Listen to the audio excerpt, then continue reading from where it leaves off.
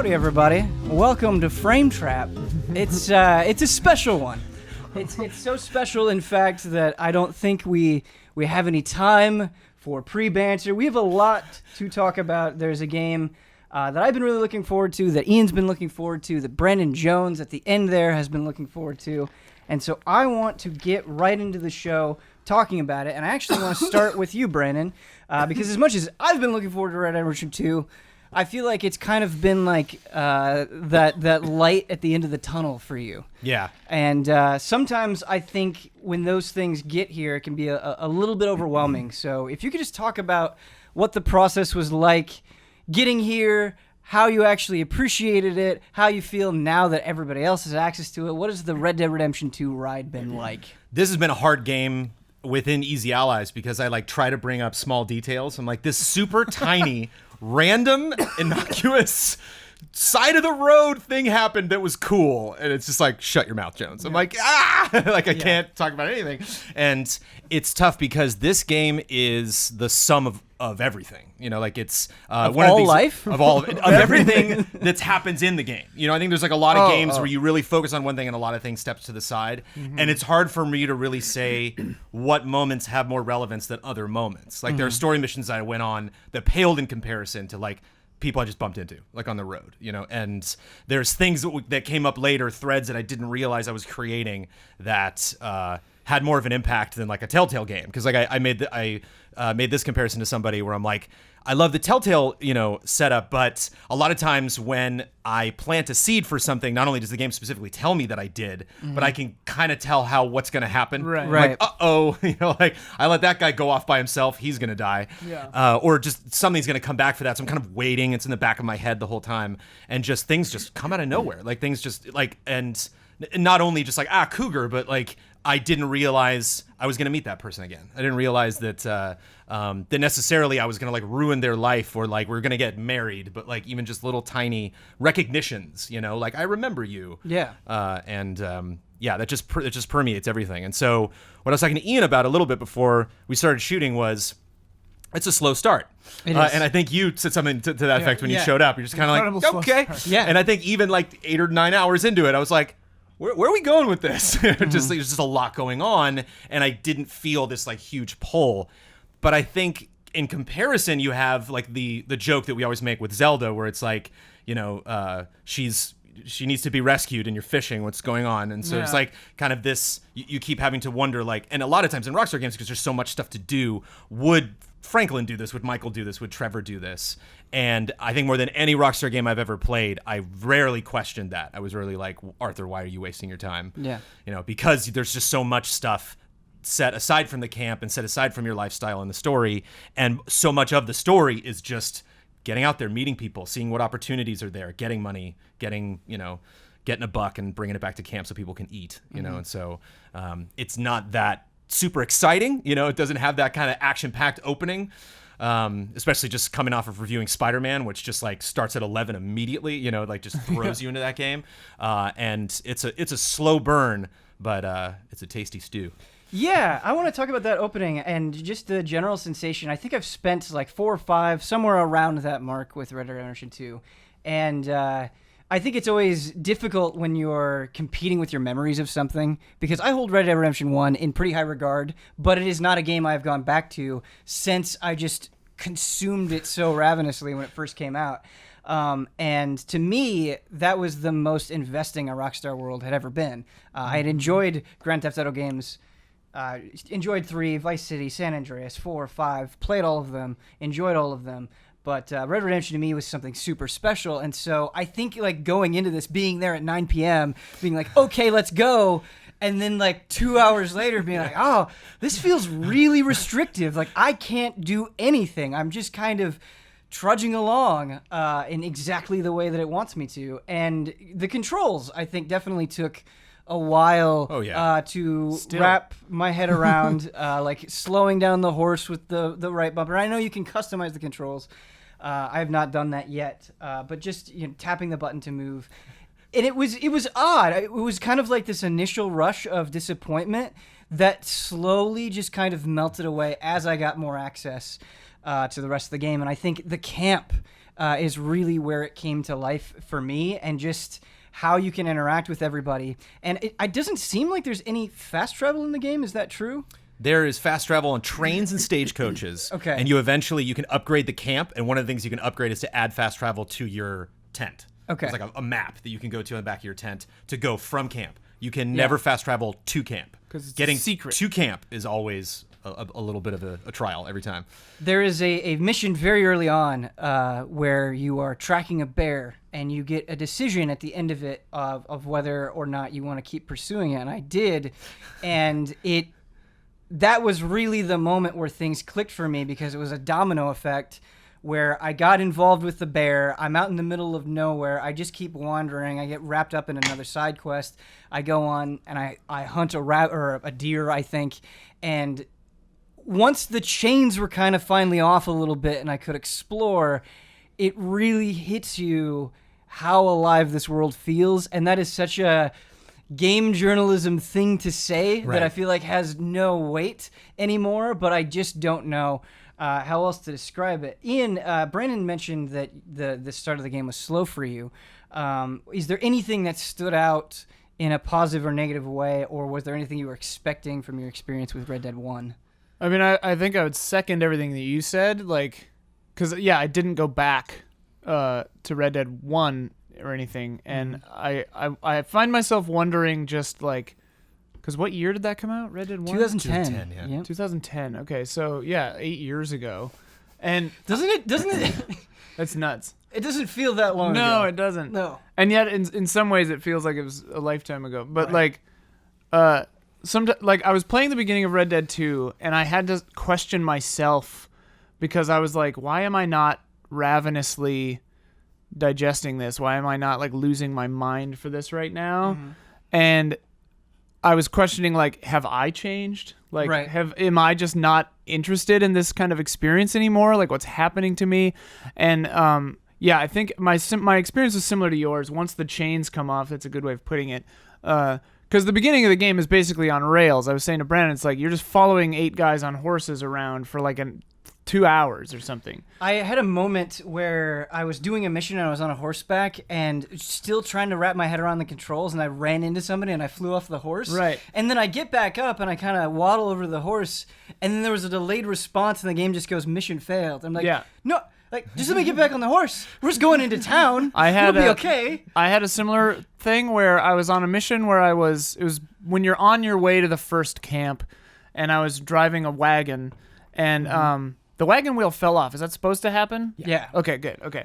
But the wagon wheel fell off, and then that's a checkpoint right there. And so then after I repair the wagon wheel, then it's the checkpoint. And then you drive the wagon for, I don't know, like 10, 15 minutes or something.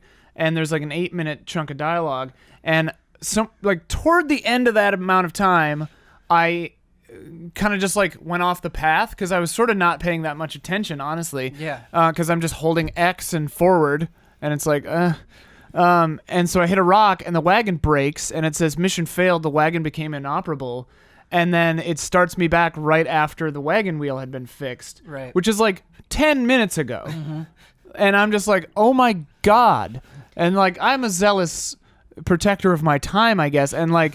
So then I was just like, all right. I put it into cinematic camera mode and just like held X while looking at my phone while the like 8 minutes of dialogue repeated. And I'm just like, I get it, Rockstar, but like, come on. Yeah. Like, come on with this specific scenario. Like, don't make me fail the mission because the wagon hit a rock. Yeah, I agree that things like that are a little odd. It's in the tutorial. There's a heist that you're doing, and I didn't realize that the person I was with could die, or that would Same be thing a fail happened to me. state. It was like Lenny got shot, and I'm like, huh? And so that was, I was like, okay, well, I guess that makes sense. And then this is on me. This is completely my fault. You can either restart the checkpoint or restart the mission. Oh, and I was just like, oh, okay, hit X to restart the whole mission. Oh, like, boy. Oh, no. Okay, got to pay more attention. I think a little later on, I've gotten more appreciative of that intro. I don't know if being so restrictive in a gameplay sense is good, but the way that they're characterizing each of the people is pretty fascinating and is not something that I see done. Well, I think they did it. I was thinking about that also. Like, I think everything they did in the beginning part of the game, they did for very specific reasons. Like, it's introducing you to all the characters. It's introducing you to all the mechanics. I think the fact that it takes place in a snowy area so that you have tracks easily visible in the ground to follow is a very intentional choice, because it's like, here's how you navigate this environment. Follow these footprints, and it's like all of that is very, very well done, I think, and in a tutorial. Because like, if a game like this were having tooltips pop up, and I know it has them come up in the corner, but they don't pause the gameplay. The tooltips that would be insane. Do bother me a little bit. They go I'm by curious. a little too fast, and sometimes I'm like, wait, I missed that one. What did it say? Like, because they happen in the corner of the screen. I'm staring at the center, and then I notice it, and it's gone. Like the health course thing, I'm like, wait, huh? Like, I don't know how one that I missed is a mission made me steal a horse. Like, it was like, grab that horse, go, and I'm like, okay. Yeah. And then when I finished, it's like, you can bring that horse back to this location to get some honor, and I was like, where? And it left, and I was like, damn, and like booted up the map, and I was like, there's no icon for that. I'm like, well, my horse now, and then that's my horse for most of the game. I don't know if it's the same mission, but I had a mission where you steal a horse, and then I rode it back to town because I was going back to town anyway, and then I just heard a guy go, hey, that's my horse. And then I just go, oh, and I just like drove it over to him and got off, and he's like, the guy was just like, wow, you really were just borrowing it. And then Arthur's just like, yeah, I told you. It's when you first go into town, I guess you I go find into that guy. town That's so funny. on the stagecoach, and then you got to go back, and I'm like, wait, how do I get back? Maybe there's something right there. I texted Brandon, and I was like, how the hell do I get back to camp? I don't have a horse. And so I was just like, well, I'm just going to grab one of these horses, $10 bounty on my head. Yeah. I got a $10 bounty because I accidentally pulled a gun on the ticket taker of the play. Or the little movie theater. I loved that. I watched the little movie. Yeah. But I was like, I didn't mean to pull my gun on you. Brandon, It happens. I want to talk to you about the characters a little bit and what Ian and I were alluding to. And you mentioned the winner. I just want to talk about how just visually, I prefer the lush woodland as opposed to the when you came out of the mountains, I was like, here we go. Yeah. Okay. I think with this, I think that's also intentional. That moment. Yeah. I think with this game being as visually impressive as it is, and it is, them trying to sell you the desperation and downtroddenness of this group wouldn't have worked if they just threw you into the woodland. Right, yeah. And so I appreciate that choice. Brandon, I want to talk about the characters because so far, especially early on, there's kind of this marinating with them where you get to just spend time getting other people's opinions on how the group is doing, or it's almost like a little bit gossipy, or some of it is just this really compelling and convincing sense that these people know each other. And just going through it, I realized that not a lot of games do this super well. Was there anything about the characters that stuck with you? I mean, did you feel like at the end of 60 hours, these conversations were as impressive as they were at the beginning? Yeah. There's a lot of Careful now. There's a lot of seeds, Right. I trust him. Right. I ask him with that with trust. There's a lot of seeds, that they plant. That again, it's not like finally this hit that point that's gonna move the story. It's just like that just pertains to that person. Right. So if you care about that person, then the things that are happening to them throughout the game, later in the game, ups and downs, like might affect you. Like it's even just going hunting with somebody. Like Charles is a hunter, so there's like a couple of times he'll be like, hey, let's go hunting, and like it's neat that I feel like Rockstar has this like 50-50 split between in a lot of their older games of, well, you're driving there, so let's just throw exposition at you as fast as we can and try to make that as natural as we can, because once you get into it, it's just all going to be reactionary to, oh my god, we're getting shot, or like giving you instructions to help you with the mission, which I think is something that Rockstar's actually done well. I'm totally with you that the controls are very, very confusing right off the bat. Yeah. I'm in post game after credits, and I'm like bringing up the wheel, and I'm like, oh, I can brush my horse while I'm on it. All right. Like just Okay. that would have helped 50 hours ago. Even just the radio menu of like highlighting it and then letting go of the letting go of button. L1, yeah. That you. I've hit L1 changing- a couple times. I'm like, wait, When what? you get different or like go into a shoulder, like your left shoulder, and then cycling through the guns, like holding onto L1, and you can hit L2, but it's like, yeah, it takes a while to get cozy with it. I had this moment because you bring stuff on your horse and they tell you immediately early on, don't forget the stuff that you put on your horse. horse immediately as soon as they stop telling you And that. sometimes guys will be like, you'll need your sniper for this. Okay. Like, Yeah, not in a yeah. cutscene, but just when you get there when they're doing the same thing and like getting their stuff out. I like those little touches where it's like, are you gonna bring them throwing knives? And it's like, the throwing knives. Never used them, but I brought them. But yeah, it's neat because I think it not only does it kind of like blend that 50-50 split between exposition and mission, Right. but there are so many things early in the game. And again, these aren't like, twist spoilers. It's just information. It's just stuff you know about people that later on, I'm going back when I was editing the footage and I'm watching early cutscenes and I'm like, awesome.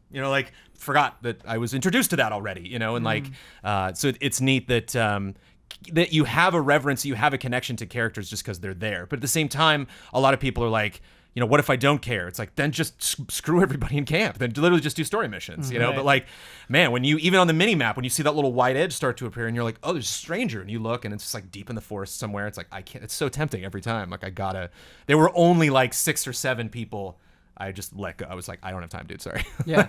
That I just were like, help me. And I'm like, I can't, I got to write this review tomorrow. Bye. are all the story missions? They're all the yellow ones. The yellow ones. Okay, so oftentimes you're presented with like 4 story missions at a time.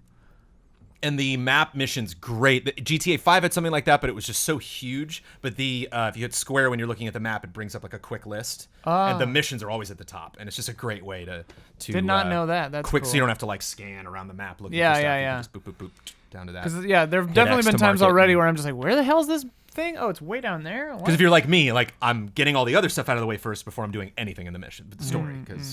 And that's one thing actually that it's good to save often because you're at Valentine now and you're gonna move somewhere else eventually. They don't warn you. And I actually asked Rockstar that. I'm like, am I gonna get some kind of warning? They're like, yeah, it won't be abrupt. And like, it's very abrupt. Like you're in the middle of some mission. You're like, I guess we're moving now, huh? Like, Whoops. So yeah.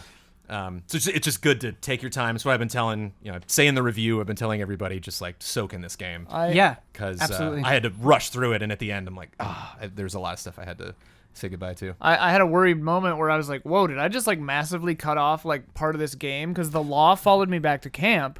And it said in the corner, it was like the tiny little thing. It was like the law was led back to camp. And then it faded to black. And then it showed me some clouds. And then it You were faded to sleeping it black. off. Yeah, and then I was like, wait a minute, did I just like Time lose heals all access wounds. to like 7 story missions and we have to move camp now? Like that's what I thought was gonna You got happen. kicked out of the gang, actually. Yeah. You just like there are no more missions. You just go wherever. I But had it just faded back in. a But. bear pelt that I needed to get rid of, and I looked at the town and I'm like, wait a minute, there's no trapper here. Where do I go? And then I saw there was just like somewhere else, just disconnected from the town, and so I headed off in that direction. Thought I was at the trapper. And this guy's like, be quiet, I'm hunting game. Gets immediately killed by a bear. And I'm like, oh no, I lost access to the trapper. I'm not going to be able to get rid of this pelt on my horse. Was not the trapper, but just that moment was guy just gets terrifying. killed by I didn't realize that he was just going to get killed, and I had to deal with that bear.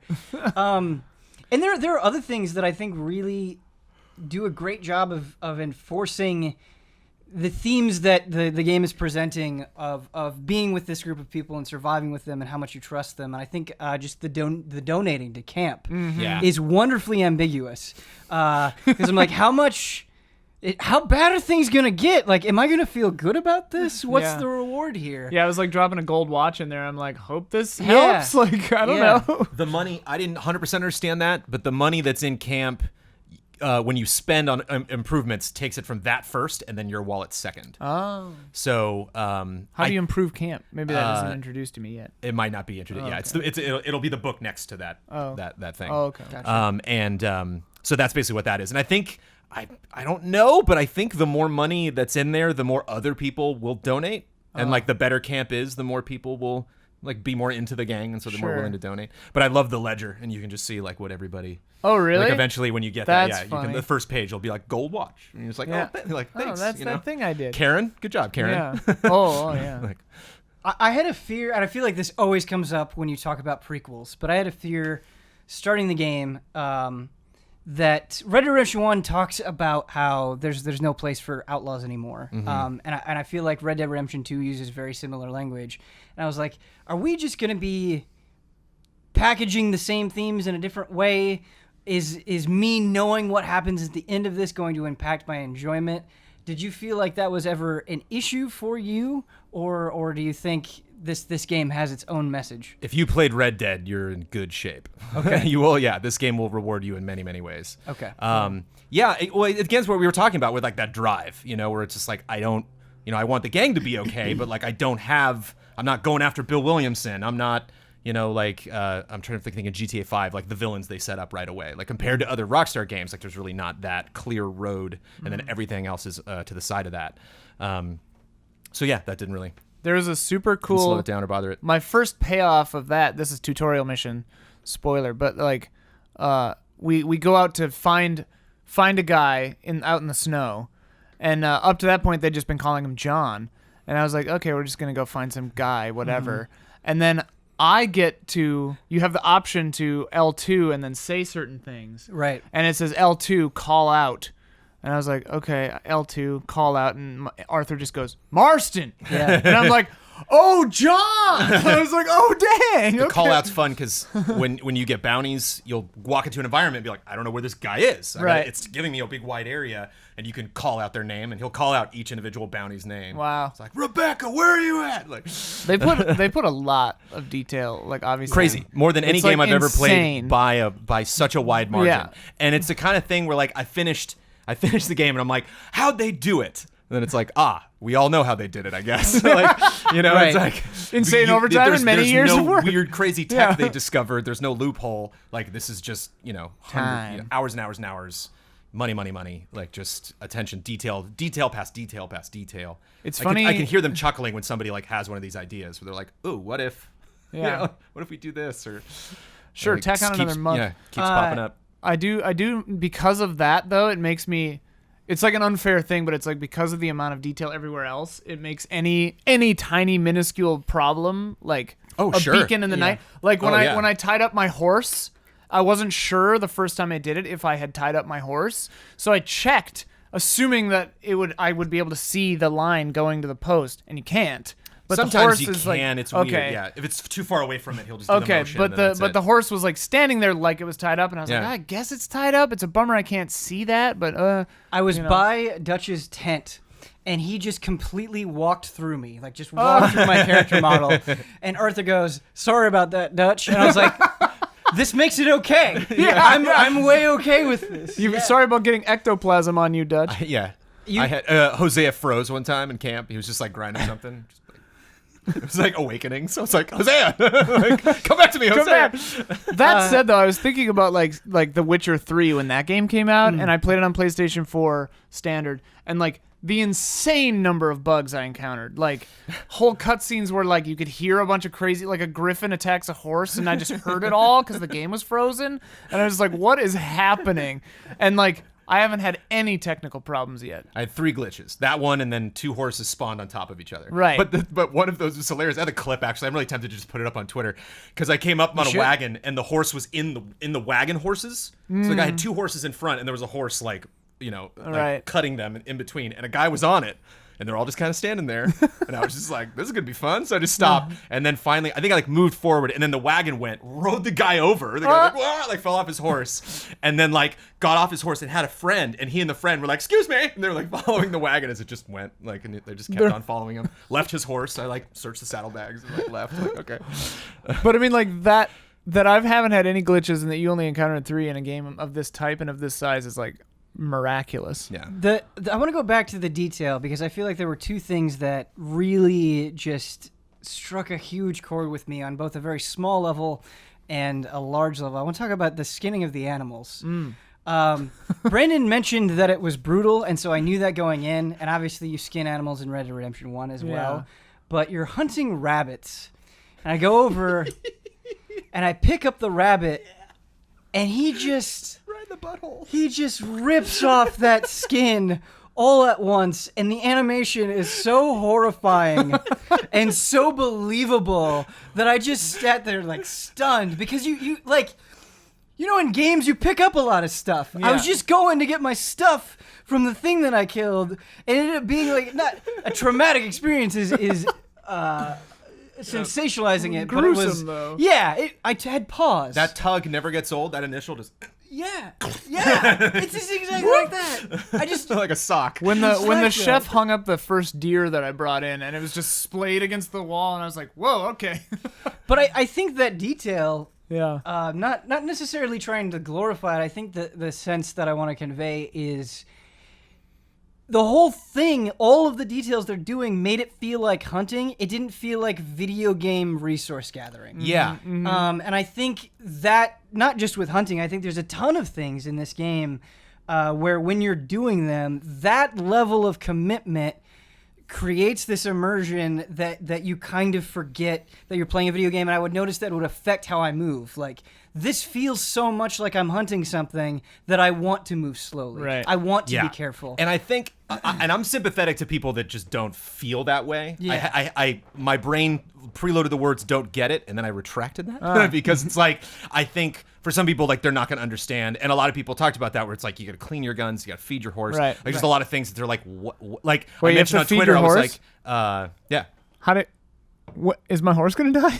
No, it affects their Oh, stamina okay, and health, okay. like how much that you get. I was the like, I cores, didn't know right? I had to feed my horse. You know how thought- the cores work. I thought if the Yeah. horses died, it was permanent. I thought I read that. If a but- horse gets injured, if a horse gets hit real hard or shot up, it'll fall over and it's the most depressing thing ever. It's like, and you're like, Oh my no. God. And if you have a horse revival thing, buy one of those. Just have one at least. What is that?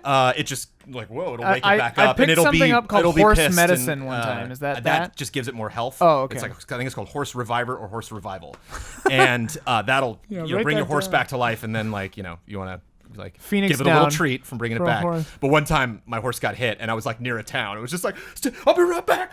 Like running to town by it, like running back, like, is this thing gonna be dead when I get back? I could see it on the mini map. Was it Like, there still? Was it I okay? Revived it and it was okay. Oh my I didn't God. lose a horse. Ugh. But yeah, I had a horse die once, but it was like a mission fail. And I was like, okay, I'll just go back and restart. I would delete my save. But I just think for a lot of people, when they're like, yeah, if you have your arrow out and like you're in the brush, just going in and trying to figure out like, okay, there's one challenge of to kill two different types of two species of animal in the same deadeye. And like that was rough, but I'm like out in just this big wide open area, and I'm like, okay, I'll do a bird and a deer, because I think I'll like find deer, find the right spot, and then just wait for a bird to go by and pop. And just like waiting on this thing, I'm like, yeah, I bet there's some people that are like, this is like paint drawing. What are you doing? And it's like, I get that. If like in your action games, you need, the distance between you and the best moments to be shorter, then this might not be the type of game you're looking for. I'm wondering if, because you don't, I mean, you kind of level up, I guess, your like stats, whatever, but like, I wonder if this game would facilitate, because like looting is the same thing. Like, it takes time to actually loot a dead body. You don't just walk over a thing and pick. You have to like bend over, flip the guy over, search him, and like, part of me is like, if you don't like the time that takes, just don't loot guys. Right. And it's it's be like, a little harder. Like, right. if you don't like the people in your camp, don't talk to them, Yeah. but you'll miss out on these opportunities Right. of like, oh, I can go rob a house, or I can go. And it's like, I wonder if that's viable. Could you just like mainline beeline through this game and beat it, and would it be all right? Or would you be under leveled or something? Like, Yeah. I wonder.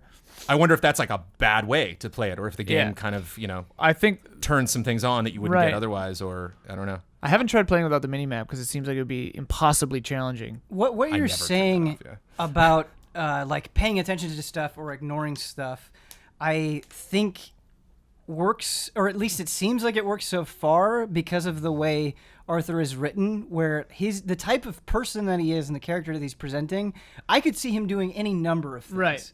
Yeah. And I think sometimes when you say that, the conclusion is, well, oh, he's kind of just this middle of the road boring character, and he's really not. Like, Right. he has strong feelings and opinions on things, but he's just so, like, because of the gang that he's in, he has to act so in the moment, and some of those things are good and some of those things are bad, that it becomes fascinating, I think, in a way that John Marston was very fascinating. Brandon, I got to talk to you about the side quest, because so far I'm blown away, and I've only done one, but it made me think of Red Dead Redemption 1 and why I was so compelled to 100% that, because I enjoyed doing everything because everything was so well developed. Yeah. And it's been so long since Red Dead Redemption 1, I get spoiled, and I'm like, oh man, a lot of side quests just kind of become trivial. But the first side quest I stumble upon is about this gunslinger and this biography, and you have to go hunt these people down. I started that one yesterday. And I'm like, okay, well, I'm going to go hunt these people down, and it might just end up in a little scuffle. Like, no! They have their own incredible characters. Black Bell? Black Bell's great. Black Bell's amazing! I assumed that was like a game-long thing. You can just go and You do it just right go there. and do it. Oh, okay. And Black Bell... I mean, it takes a while. I Yeah. only did Bell. I never did any others, actually. Interesting. You just You reminded me. I got to go can do those. see Yeah. Others on the map. I've only done Black Belt myself as well, but the reason why I'm bringing this up is because I'm so excited to do the rest. Yeah. Because it was like I had experienced a bunch of good story stuff until that point. That was the best. In a couple of minutes, I got a wonderful sense of her character, immediately endeared, thrown into an incredible situation. And you were speaking about how did they do this, and it's like there were no shortcuts anywhere. Like, do the side quests remain that captivating, or am I setting myself up for disappointment? Yeah. Well, it's a trick. I want to clarify what we're talking about with side quests. So Sure. Strangers are definitely much more Strangers, elaborate. yes, When you you're meet a right. stranger, you know that's gonna either give you a bunch of stuff I to see. collect. Is he Okay. one of those? Or this guy, yeah. Yeah, okay. So that's like, a stranger he's giving you mission. items. Okay. He gives you a camera. He, Right. he Yeah. sets you up for this whole other thing that you can do in the game. Can you use that camera whenever you want now? I don't know. Because I was don't wondering, know. I was like, man, if I just got an item, like It's a not on the gameplay wheel or item, something. I don't know if it's in out your of this? inventory or Yeah. but and so you know that those are going to be more complex, and they come back. So some are just one, and then others are like 4, 5, 6, 7 chapters, and then there's just the people that pop up. And what most impressed me about a lot of those missions is a lot of the side stuff is how it weaves all over the place. How like you even if you start in one area and someone's like, I need your help doing this, there are so many permutations to how that can play out. And even if it's just the person that you're with living or dying, it's not like in a cutscene. It's literally like an animal's bum rushing them. What are you gonna do? Do you care? You know, like, are you just gonna get out of there and like, cut your losses, or do you want to like protect that person? And then if they get back on their horse and leave, where are they going? Like, I told one guy about a friend he was looking for that died, and when I told him, they're like, okay, it's over. And then he like started walking away, and I was like, he's probably gonna go check on his friend. So I like followed him back, and he finds his friend, starts crying, and I'm just like, damn. So it's like there's a lot of like permanence with these things because these characters just live in the world. There's like one big long side quest that I finished, and they were like, okay, we're leaving now, and they all left in a little parade, and I like was heading into town, so I just walked with them, and they kept on talking to me while we were on our way. Like, Just to be 100% things clear, just keep going and going.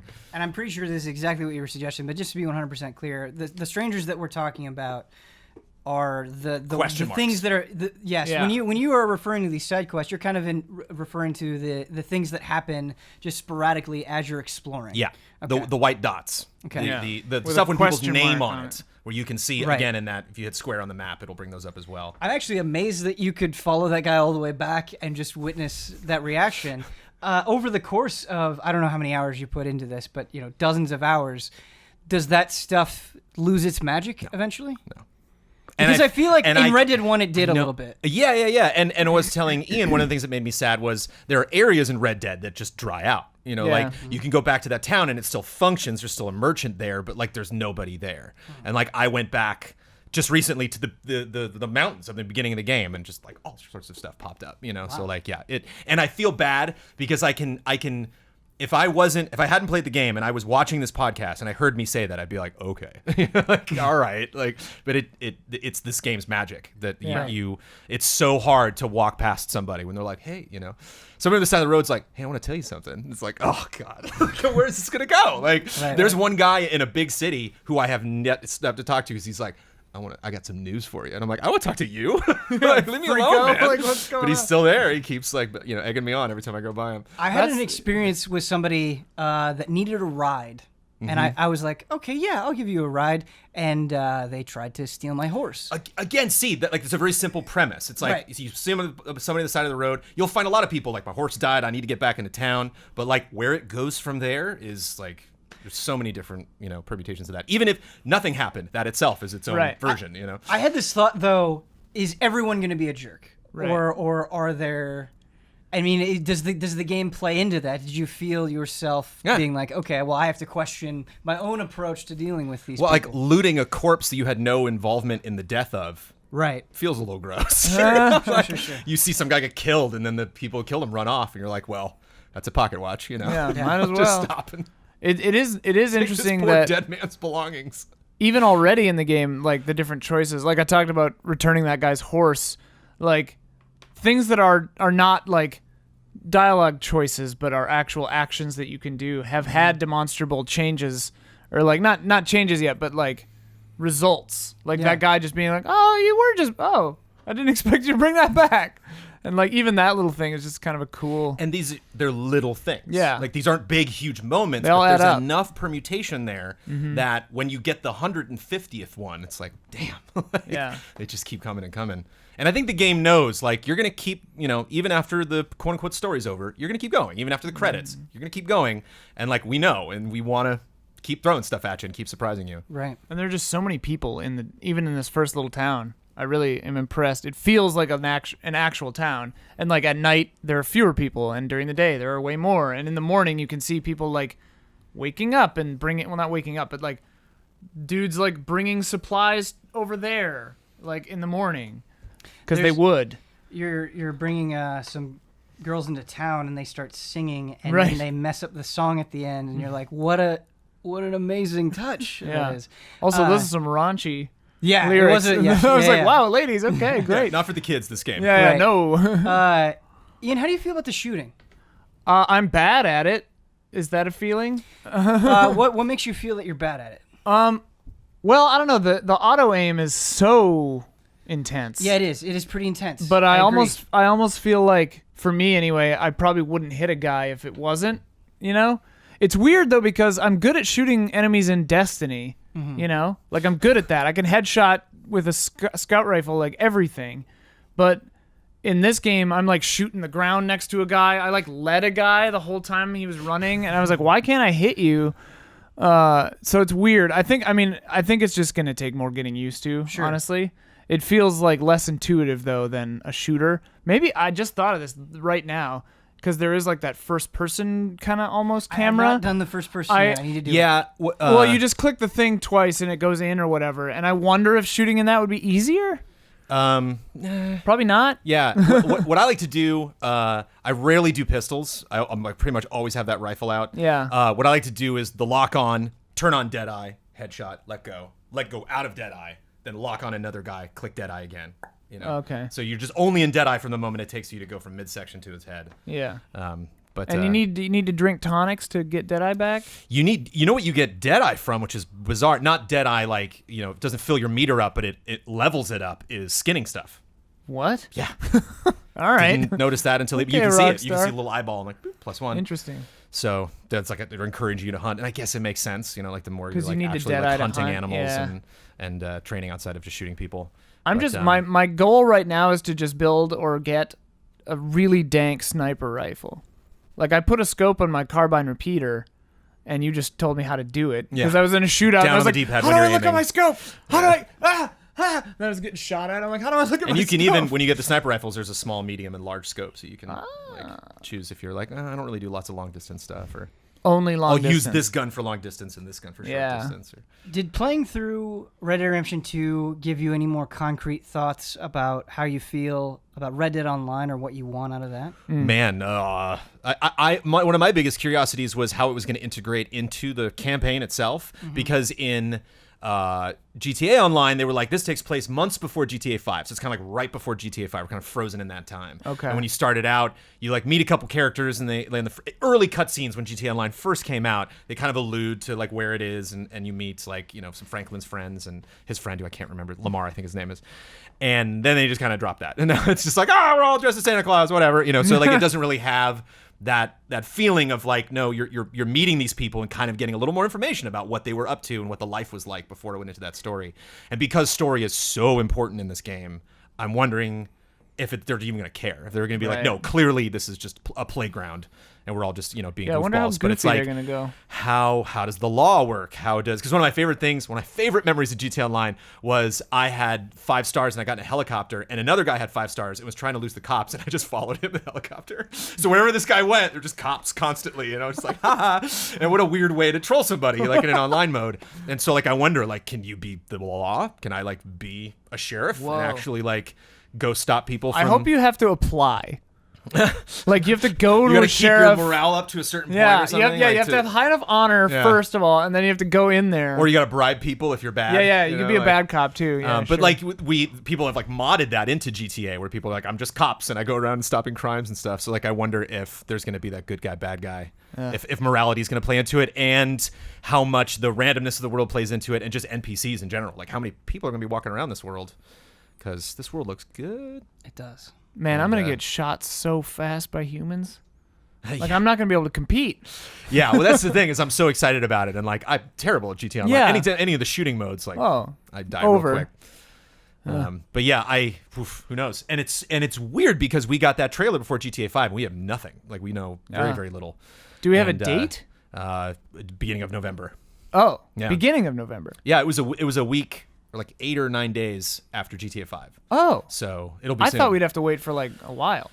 That's I cool. mean, they might delay it. I don't know. Yeah. We haven't heard anything. Is it going to be another 50 gig download or something? Like huge? I don't know. I mean, Shouldn't GTA be, 5 huh? just started, I think. I mean, whenever they add new stuff, you got to download Yeah, that. Yeah, extremely curious. I'm gonna pour over that character creator. And Oh, yeah. Oh, me very too. very That's closely like, picked. I was like I changed outfits every time I could because I wanted the review footage to be spicy and like me to be wearing different outfits and stuff. But I'm like curious. Like if I hadn't, I wonder how often I would change my outfit or if Right. I'd find one.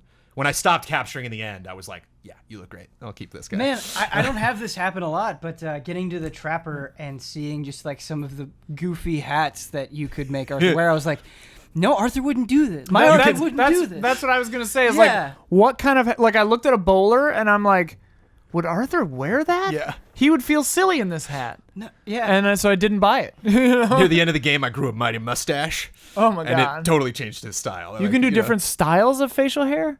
But you have to grow it, Right. So like every time I was like, oh, it's another 2 days. Let me shave the rest of it around the mustache. Maybe the mustache would start to get kind of wiry and over the mouth, and like.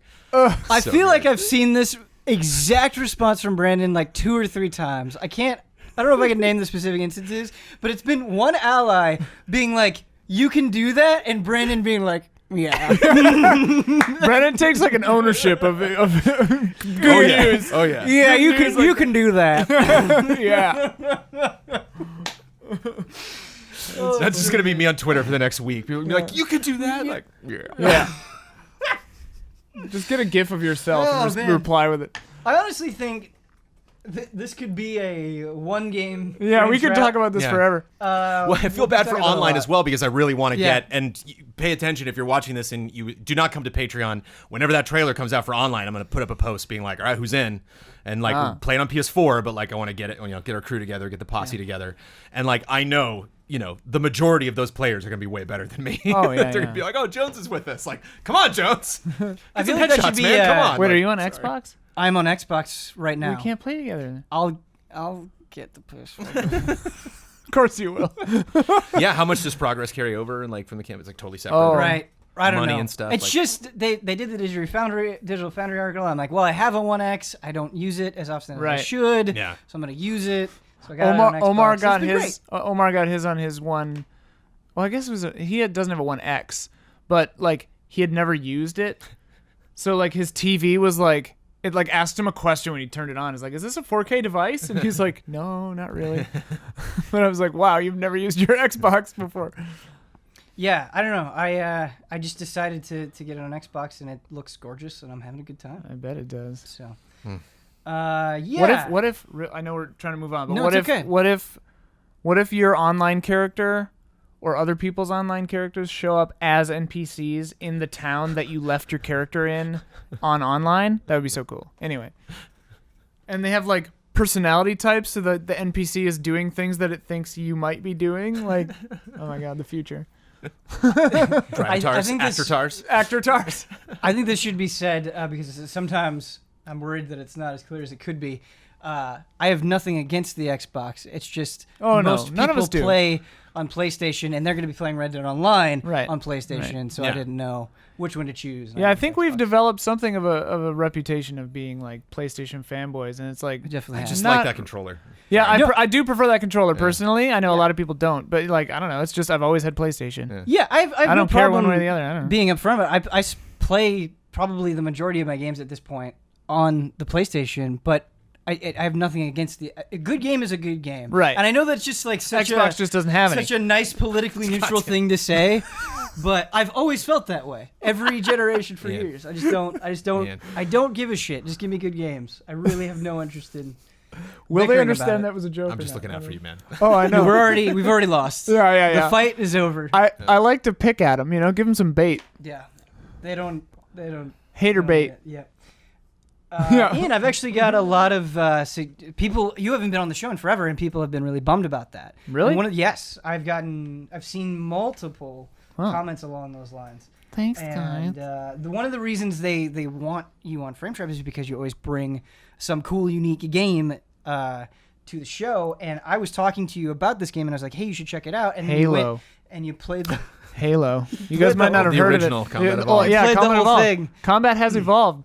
And I have not Everybody. been able to play the whole thing yet, but I've enjoyed what I've played so far, and that is The Missing. Indeed. Yeah. The Missing. Yeah, I JJ. I don't know nothing about this game. Let me see if I can remember the full title. The Missing, JJ McField and the Island of Lost Memories, I believe is what it's called. I just remember JJ. McField. Yeah. For sure McField is right. I'm pretty sure, I guess.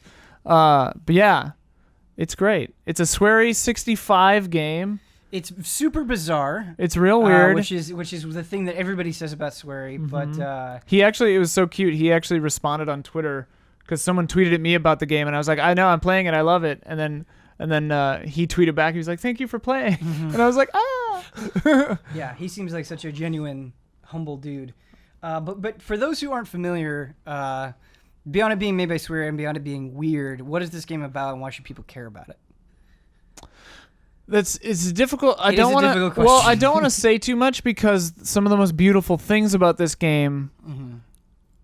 I mean, like I definitely had my suspicions about halfway through of like what was happening. Right. In more ways than one. Like some of them are like pretty on the like overt, but so I don't want to say too much about where it goes to. But it's a 2D side scroller platformer puzzle kind of thing. You have the power to die and have limbs and stuff ripped off repeatedly.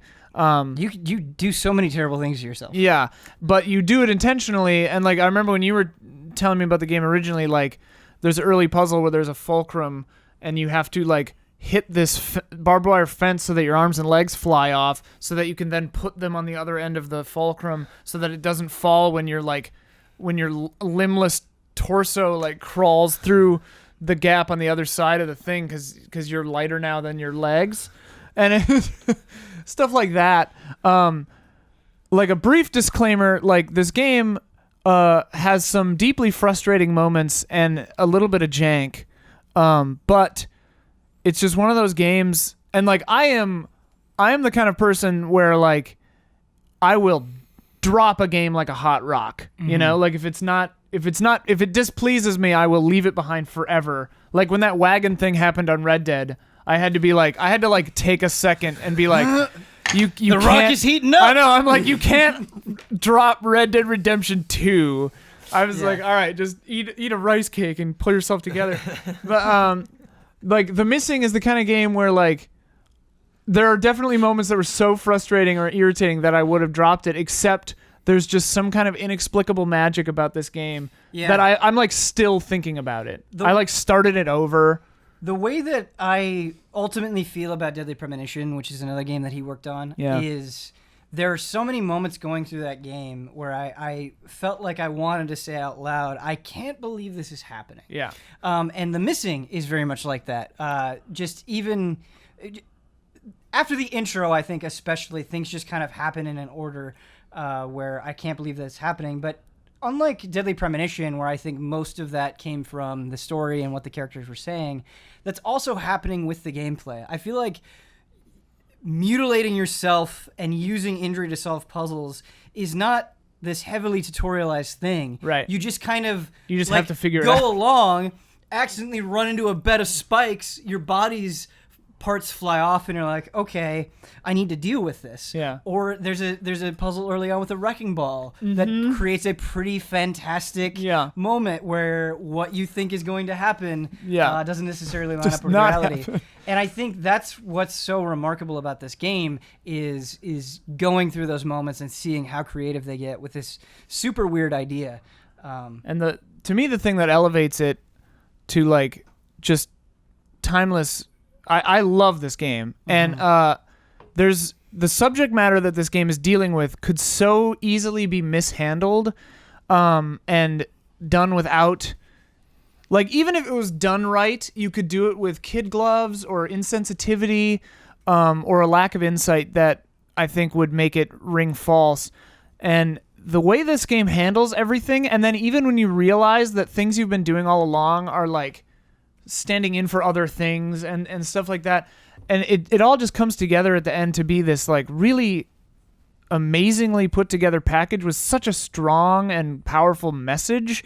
The game starts with a little text blurb that says this game is made with the idea that no one is wrong for being who they are, or something to that effect, which is a powerful and amazing sentiment on its own.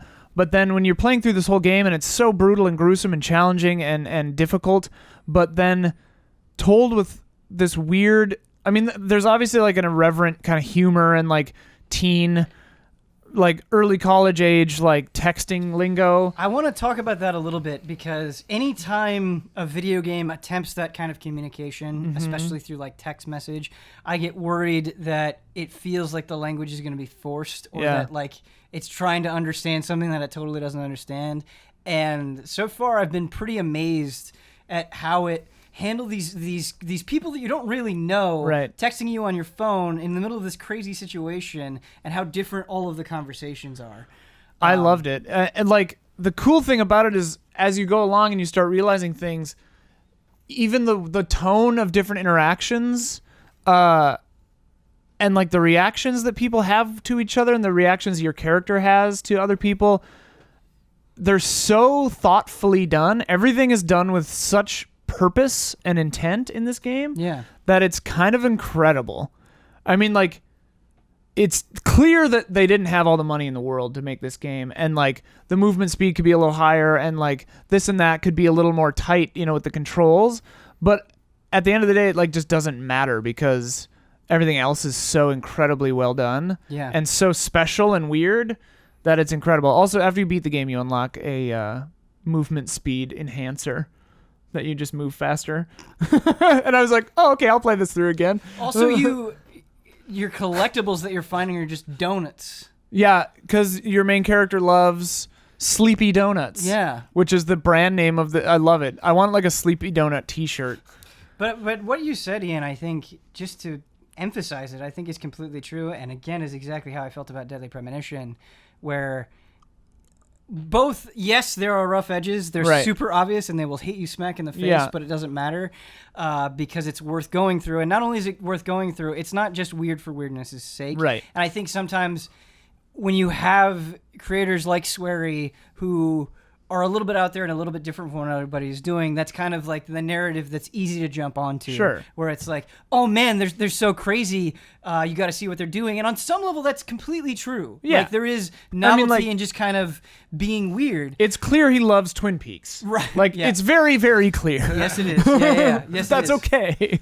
But you're completely right that it doesn't end there, that there really is something underneath. And I hope that message comes across, and I hope people give it a shot. There's like a puzzle. I love puzzle games. There's definitely like one puzzle in this where I was just like, what am I supposed to, what am I going to do? I actually feel like that's happening to me pretty regularly. Yeah. And then there are 2 or 3 rooms that are so frustratingly difficult that I was getting like irritated, but then you get through it and it's over and you're fine. Mm-hmm. And then like in a weird way, having beaten it, those moments kind of like that frustration and irritation sort of like enhances the payoff at the end in a weird way. Interesting. Yeah, it's weird.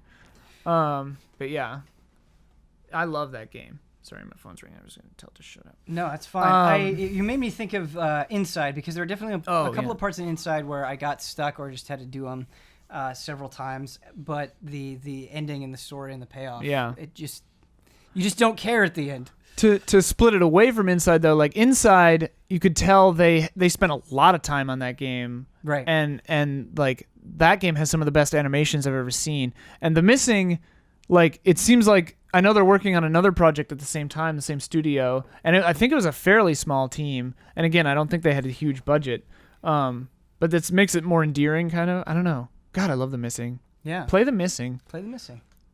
Like, it's probably going to frustrate a lot of people. That's the weird thing. Mm-hmm. And, like, maybe the story has a payoff for me because of reasons, but, like, I think it's a powerful story regardless. I think the hook's getting you a lot quicker than I was expecting. The way it introduces characters and how they're interacting with you, I feel like, to the game's credit, is happening regularly enough that I don't feel like I'm getting through all this frustration in the front to get to the good stuff in the back. I feel like the good stuff is there throughout, and that's important. And it's a game where I wanted to read all the text logs. Exactly. Like, that doesn't happen all the time. Some games I'm just like, yeah, whatever. Ian, I do have some bad news for you. You said the forbidden word. Oh, no. One of the most hated words amongst the demons. Do you happen to know what that word is? Oh, I don't know. Insight, maybe? Fulcrum. Fulcrum. Fulcrum I should have known. One It's true. that they don't like. I should have known.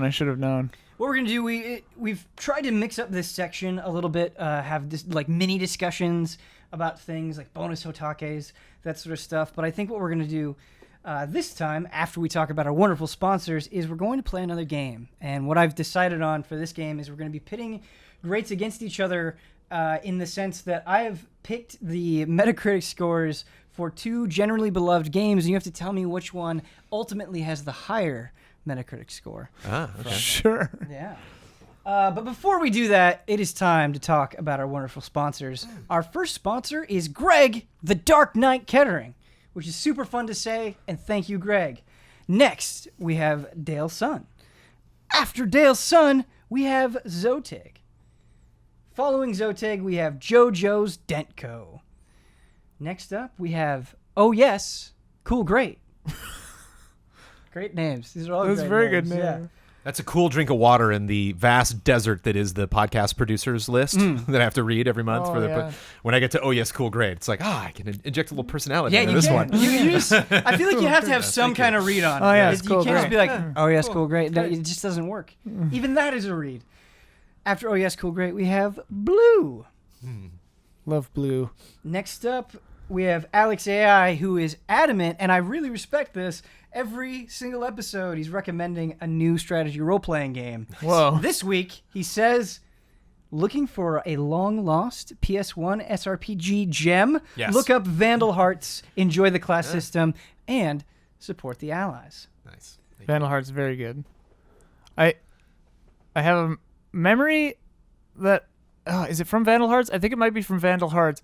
A friend of mine, Brandon, and a different Brandon, and I always say Erg Pa, because I believe in Vandal Hearts a character falls off a roof or jumps off a roof, and then his dialogue when he gets up is Erg Pa, but it's like written like that. Yeah. So we always just say Erg Pa to each other all the time.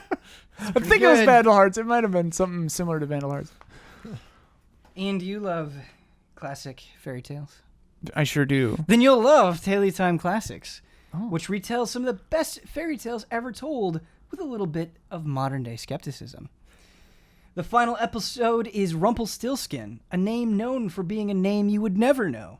Of course, if you can spin straw into gold and you're known for something else, something has gone horribly wrong. I will have a link to that Rumpelstiltskin episode in the description.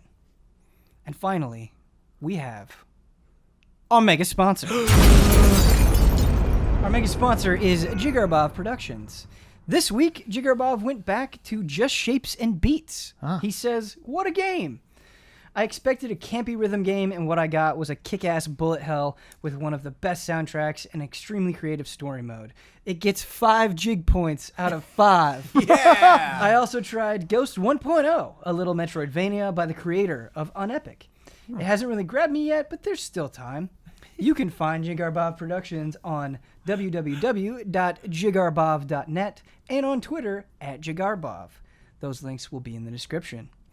All right, it's time for our game. two greats against each other. Which one had the higher Metascore? I'm going to give you both a chance to answer. We'll just add up the number of times you got it correct. Okay, so we guess which one had a higher score. Yeah, so what I'll do is I'll say this versus this, and then it'll be like Brandon, and then I'll go Ian. Okay. So you'll both get to answer. All right. What got a higher Metacritic score between Bloodborne and God of War, the newest God of War? Brandon. Bloodborne. Ian. God of War.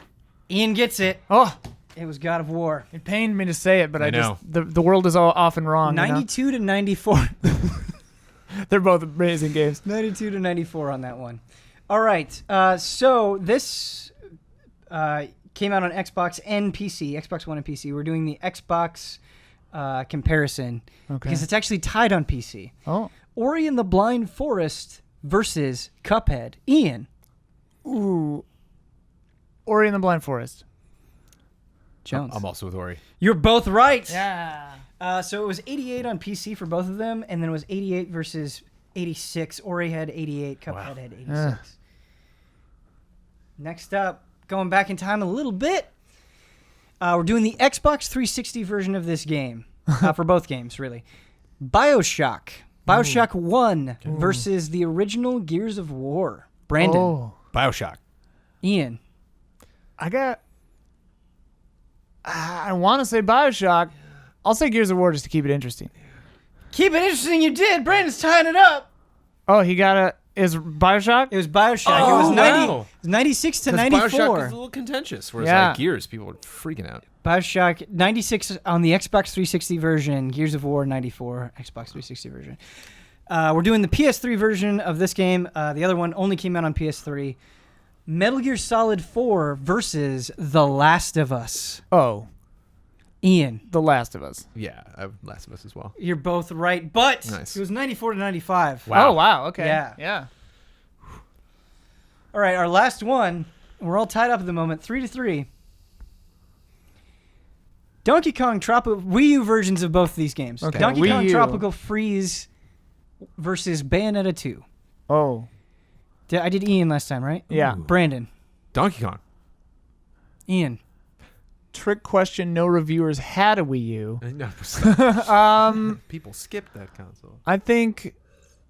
I also think Donkey Kong. Well, I think You're we're both wrong! Yeah, I think we're wrong. Yeah. By quite a bit on that one. The largest Oh. gap between any of them. Yeah. Tropical Freeze was an 83, the Wii U version. Bayonetta 2, a 91. Yeah. That makes sense, I guess. We love the tropical freeze. Yeah. Not a lot of people did. Kyle in my mind was like, Right. don't you pick that Bayonetta. Even though you love Bayonetta. Yeah, I gave it the Bayonetta 2 a 9.8. Wow. Which- the highest which possible game trailer score. Brandon and Blood were both like, really? And I was like, yes, really. And that's what it was. That's I what remember it being ended in my office and hearing you outside say, "It is the best action game I've ever played in my entire life." Yeah. I was like, "Give don't that know- man his score. I Let don't know him if I have it." still feel that way. And when Michael Huber but- tells you something like that, you smile and you pat him on the You shoulder. say- you say, but "Sure when Ben it is, says that, bud." it's like, "Oh, okay." Sure it is, That was but- a very heat of the moment. It's like the get out of jail free card of Monopoly. It's like you get a couple of those, Yeah. But when you say it, it's like, oh, okay, here we go. That was a fun game, but now it's for we get to do the most fun part of all. Since you both tied, you have to cooperatively get us Oh. out of the frame trap I've never realm done co-op. using a gesture action or something that'll get the people excited. What's our co-op? Well, Red Dead's in my mind. What's like a Western? Your Westerns in my mind too, man. Yeah. So it's just like Comes out after this episode or before this episode. We could do like a. yeah, just tip of the hat. There it is. Tip of the hat. Wet Really ripping. felt the action. Yeah. I almost feel That's like I'm it's wearing the pace a hat. of Red Dead though. That is action in Red Dead. Yeah. I want to talk about something that you're also interested in, Ian. And I really haven't had another ally to bounce my thoughts off with this yet. It's such a weird thing, and that weird thing is Fallout 76. Yeah, I'm into it. I haven't played it yet. Yeah. I probably will not be into it quickly after having played it. Is my Yeah. feeling. But I can't quite make up my mind on Fallout 76, but I played it at an event. I played it actually in West Virginia. They were doing kind of a first hands-on thing, which we did a preview of. You can see that on Easy Allies on the YouTube page if you want to. But I've also played the 4-hour beta that they did this week on Xbox. Oh, it was limited to 4 hours. I didn't know Yeah, that. it was limited to 4 hours. They're doing more, I guess, by the time you're watching this, today, Saturday, and then Sunday. But they were limiting it to 4 hours. Oh, this comes out Saturday? No, the beta. Oh. So they're doing beta sessions for Xbox, and then I believe PlayStation and PC are next week, something like that. Okay. When's this episode go live? This episode goes live Saturday for early access. Watch my Western. Yeah. Yeah, and then Monday for everyone.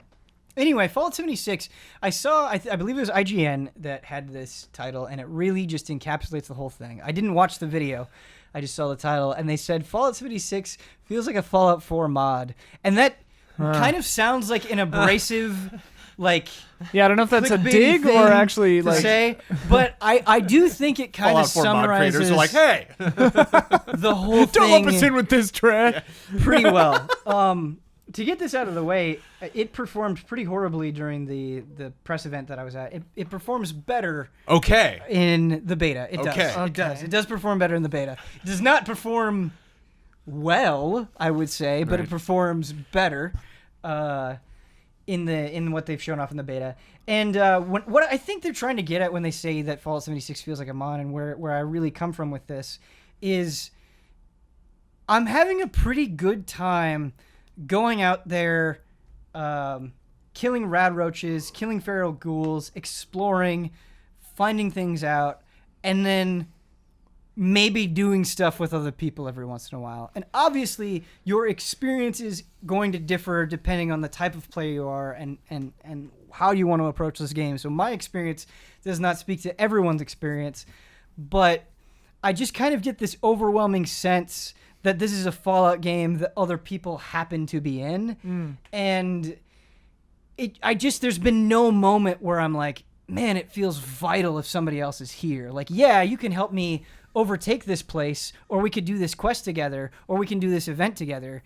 And like, yeah, it might be pretty hard if I do these things alone, but I'm not getting like this sense of that it has to happen. And all of my favorite things really have nothing to do with other people. Do you think that'll change when you can put your friends in there with you? It absolutely might change. And I kind of had this reaction. I saw people like responding to the beta post, like, hey, we're wrapping up the beta. And they're like, oh man, I had such a great time. I did this stuff with my friends.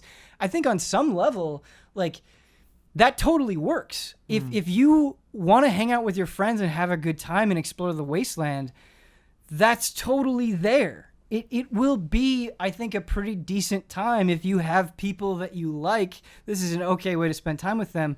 But I'm not sure I'm seeing anything in the game that is blowing me away or really being like, holy cow, like what a captivating experience. It's almost like I'm constantly bumping up against its limitations because there are no human NPCs in the game. Right. And I'm like, okay, well, Which is good because that makes sense. Makes sense.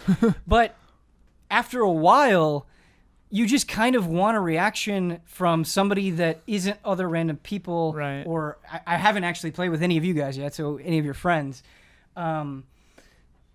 It's just there are things happening, and you'll do a quest, and it gets to this point very quickly where you're like, I've just been reading a whole lot, and it's not that this stuff is bad, but I think you have this world where all of these terrible things happen. And when I think about my experiences in Fallout 3 or Fallout 4 or Fallout New Vegas, some of my favorite moments was having this weird interpretation of that thing. Something to kind of bounce your own experiences off with somebody else that has been surviving in the wasteland, that was a character, that was a thing. And it just feels very sterile. And like, I get it. It's the post-apocalypse. It's supposed to feel sterile.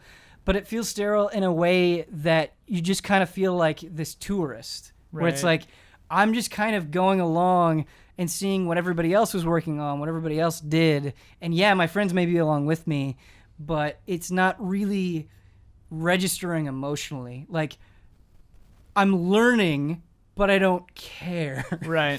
Yeah. So there's more to it than like a Sea of Thieves. It's more than just an engine where your friends can goof around with you. Oh yeah, definitely. I mean, The map has like way more secrets and stuff. There's Right. buildings you can navigate, and And there's a Yeah. story There's a lot through historical logs. stuff there. So Yes. if you've been to West Virginia, you'll see a lot Sure. of locations you're familiar with. And Yeah, absolutely. All of that stuff is completely true. So you get out of the vault, and the overseer of the vault you're leaving is like, "Hey, come follow me," and you can go and you can. That serves as a tutorial, and you can go and you can get their story. And then there's other introductory missions where it's like, "Hey, sign up to be a volunteer."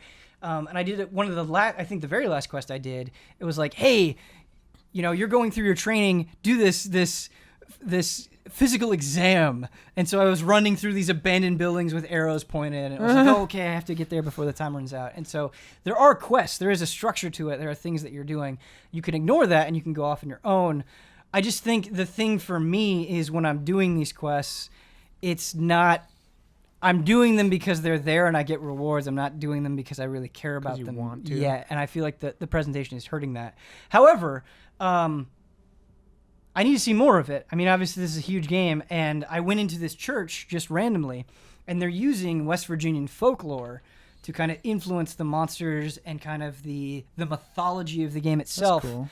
And one of those things is Mothman. Yeah. And I haven't seen Mothman yet, but these ghouls were in there, and there was like this effigy like nailed to the wall of Mothman, and there was like paint on it and stuff, and I'm like, oh, this is cool. This feels like a place. Yeah. That's cool. And so it might be one of those things where, again, admittedly, this is just initial impressions, but it might be one of those things where, yeah, that stuff that will get me excited is there. I just have to dig a lot more. That is, to reach that. yeah, because Fallout games are big They are. and long, and 4-hour chunks aren't always enough to get a full impression. But I mean, like, does it feel like a new game? Like, I had to laugh. That's, yeah. Right, I had to laugh at the first line of that press release that they did. We're like, we at Bethesda have always tried never to repeat ourselves. Yeah. And I was like, what? Every one of your games is basically the same thing. Like, you've repeated yourself since the beginning. Yeah, I haven't done like intense side-by-side comparisons obviously. with Fallout 4 and Fallout 76, but I think just having played a lot of Fallout 4 because I reviewed it, and then, time passing and me jumping into Fallout 76, I'm definitely having the sensation of, man, this looks really a lot like Fallout 4. And I don't like, I'm think... sure the memory, like we always talk about, memory kind of fills in.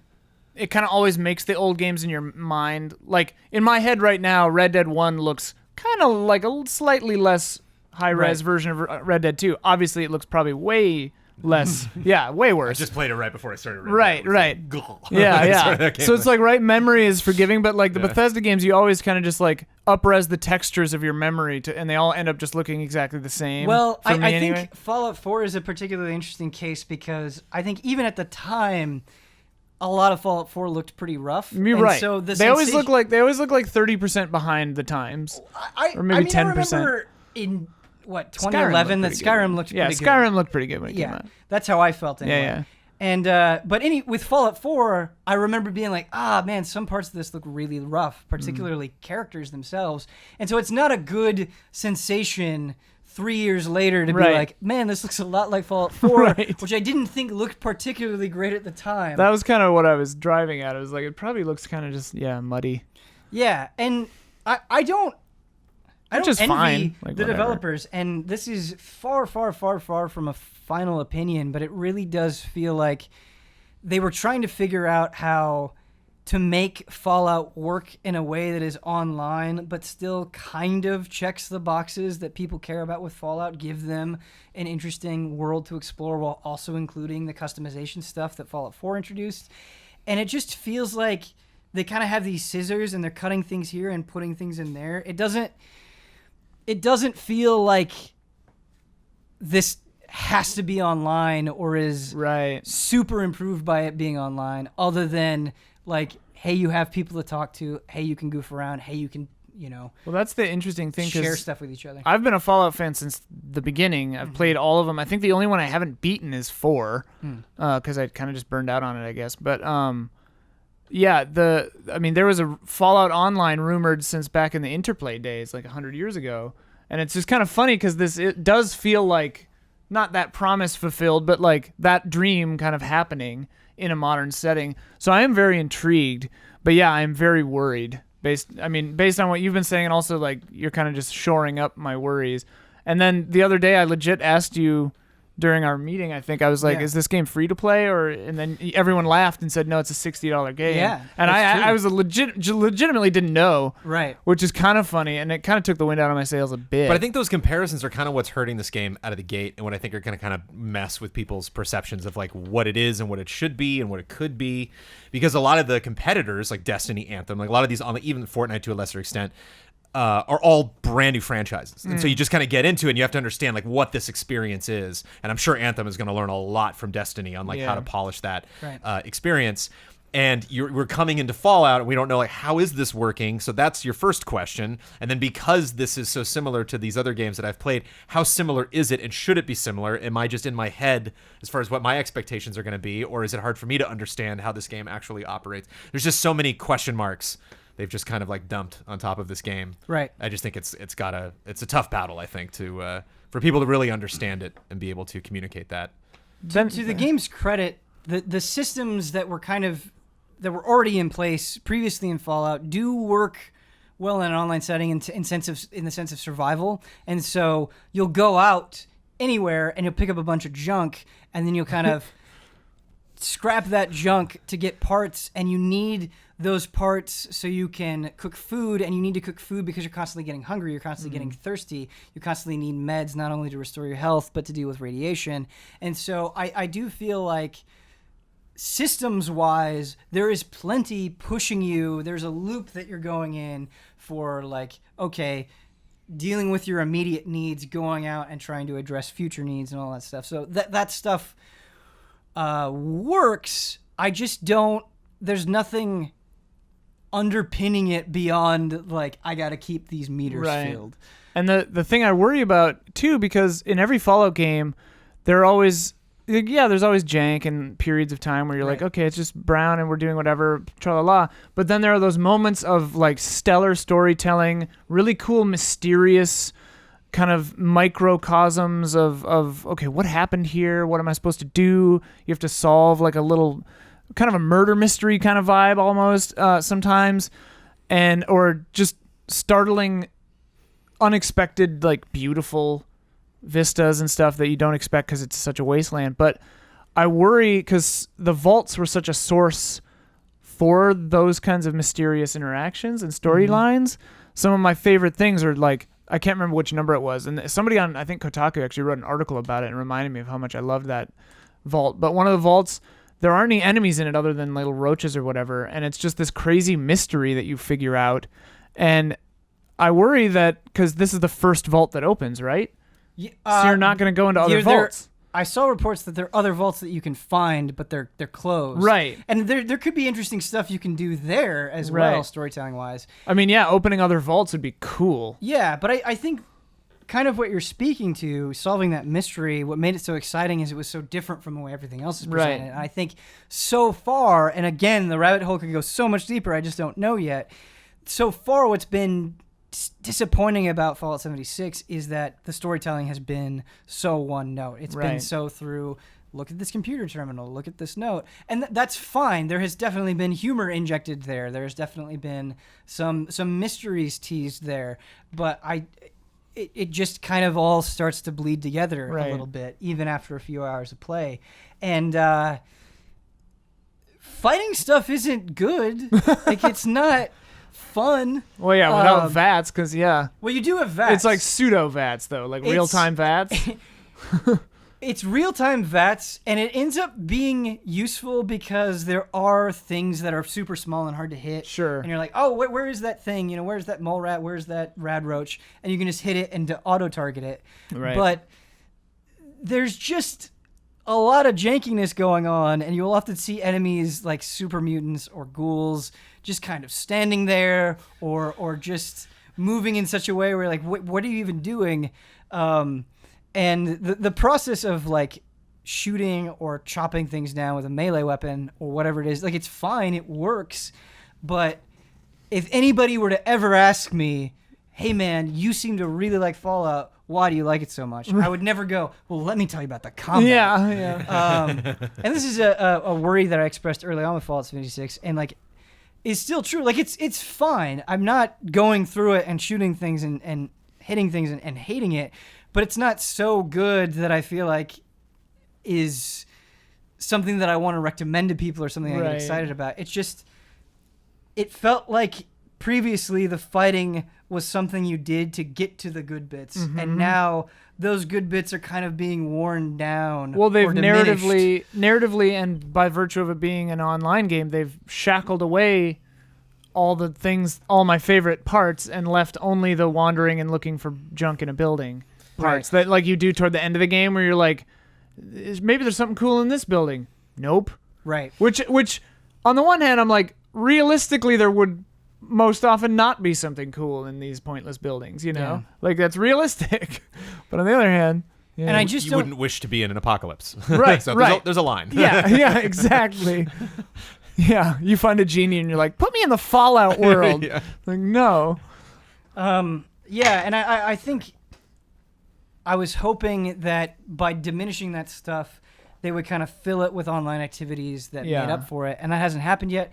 But who knows? Maybe I'll get in there with Ian and Brandon and Huber, or whoever wants to go in, and it'll be fine. But. And like, I just want to say, like, we live in a world where your No Man's Skies, your Seas of Thieves have happened and are like panned or hilariously panned at launch. Yeah. And then a year later, over the course of however long it's been since Sea of Thieves, like 8 months or whatever, they keep adding, they listen, and they change things. And so we are in a world where, and like Destiny as well, Right. we're in a world where that happens and that can happen. So the game that Fallout 76 is a year after release may not even resemble the game that it is at release. So like, even if it sucks total butt right away, Right. There's always hope. No, there absolutely is. that it And could become awesome later. I think perfectly illustrating that is just the nonstop roller coaster I've been on with Destiny. Because up until just a very little bit ago, I was like, I had my fun with Destiny 2. I did the one raid with the guys. It was a good time. It just doesn't seem like much is happening. I'm checked out. And now everybody's saying, like, hey, The Forsaken is really good. And then just immediately you're like, well, I did have a good time at one point. Maybe I'll have a good time again. And you're completely right. And it's such a great point that you bring up, Ian. The difference is how much these things change. And this is going to sound very harsh. I don't mean it to, but the difference between all these examples that we've laid out, No Man's Sky even, but especially Sea of Thieves and Destiny, is that they feel really good to play. Like, they feel really good to play. Yeah. Like, Sea of Thieves physics and ship stuff is so good, and Destiny's shooting is so good. It's fantastic. And even the exploration and flying in No Man's Sky is very good. Right. And Fallout has never been stellar in the gameplay area. It's mostly walking and vatsing. And this, that's not where that game was trying to shine. Fallout 76 does not change your opinion. Right. So it's a lot of times I'm like, I guess I killed that thing. Right. So there's that. Like, Destiny feels like a warm blanket just kind of walking around. Yeah.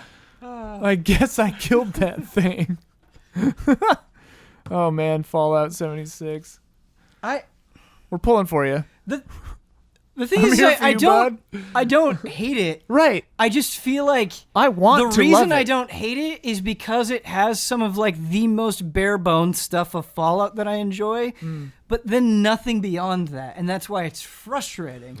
Yeah. My hope, like, else.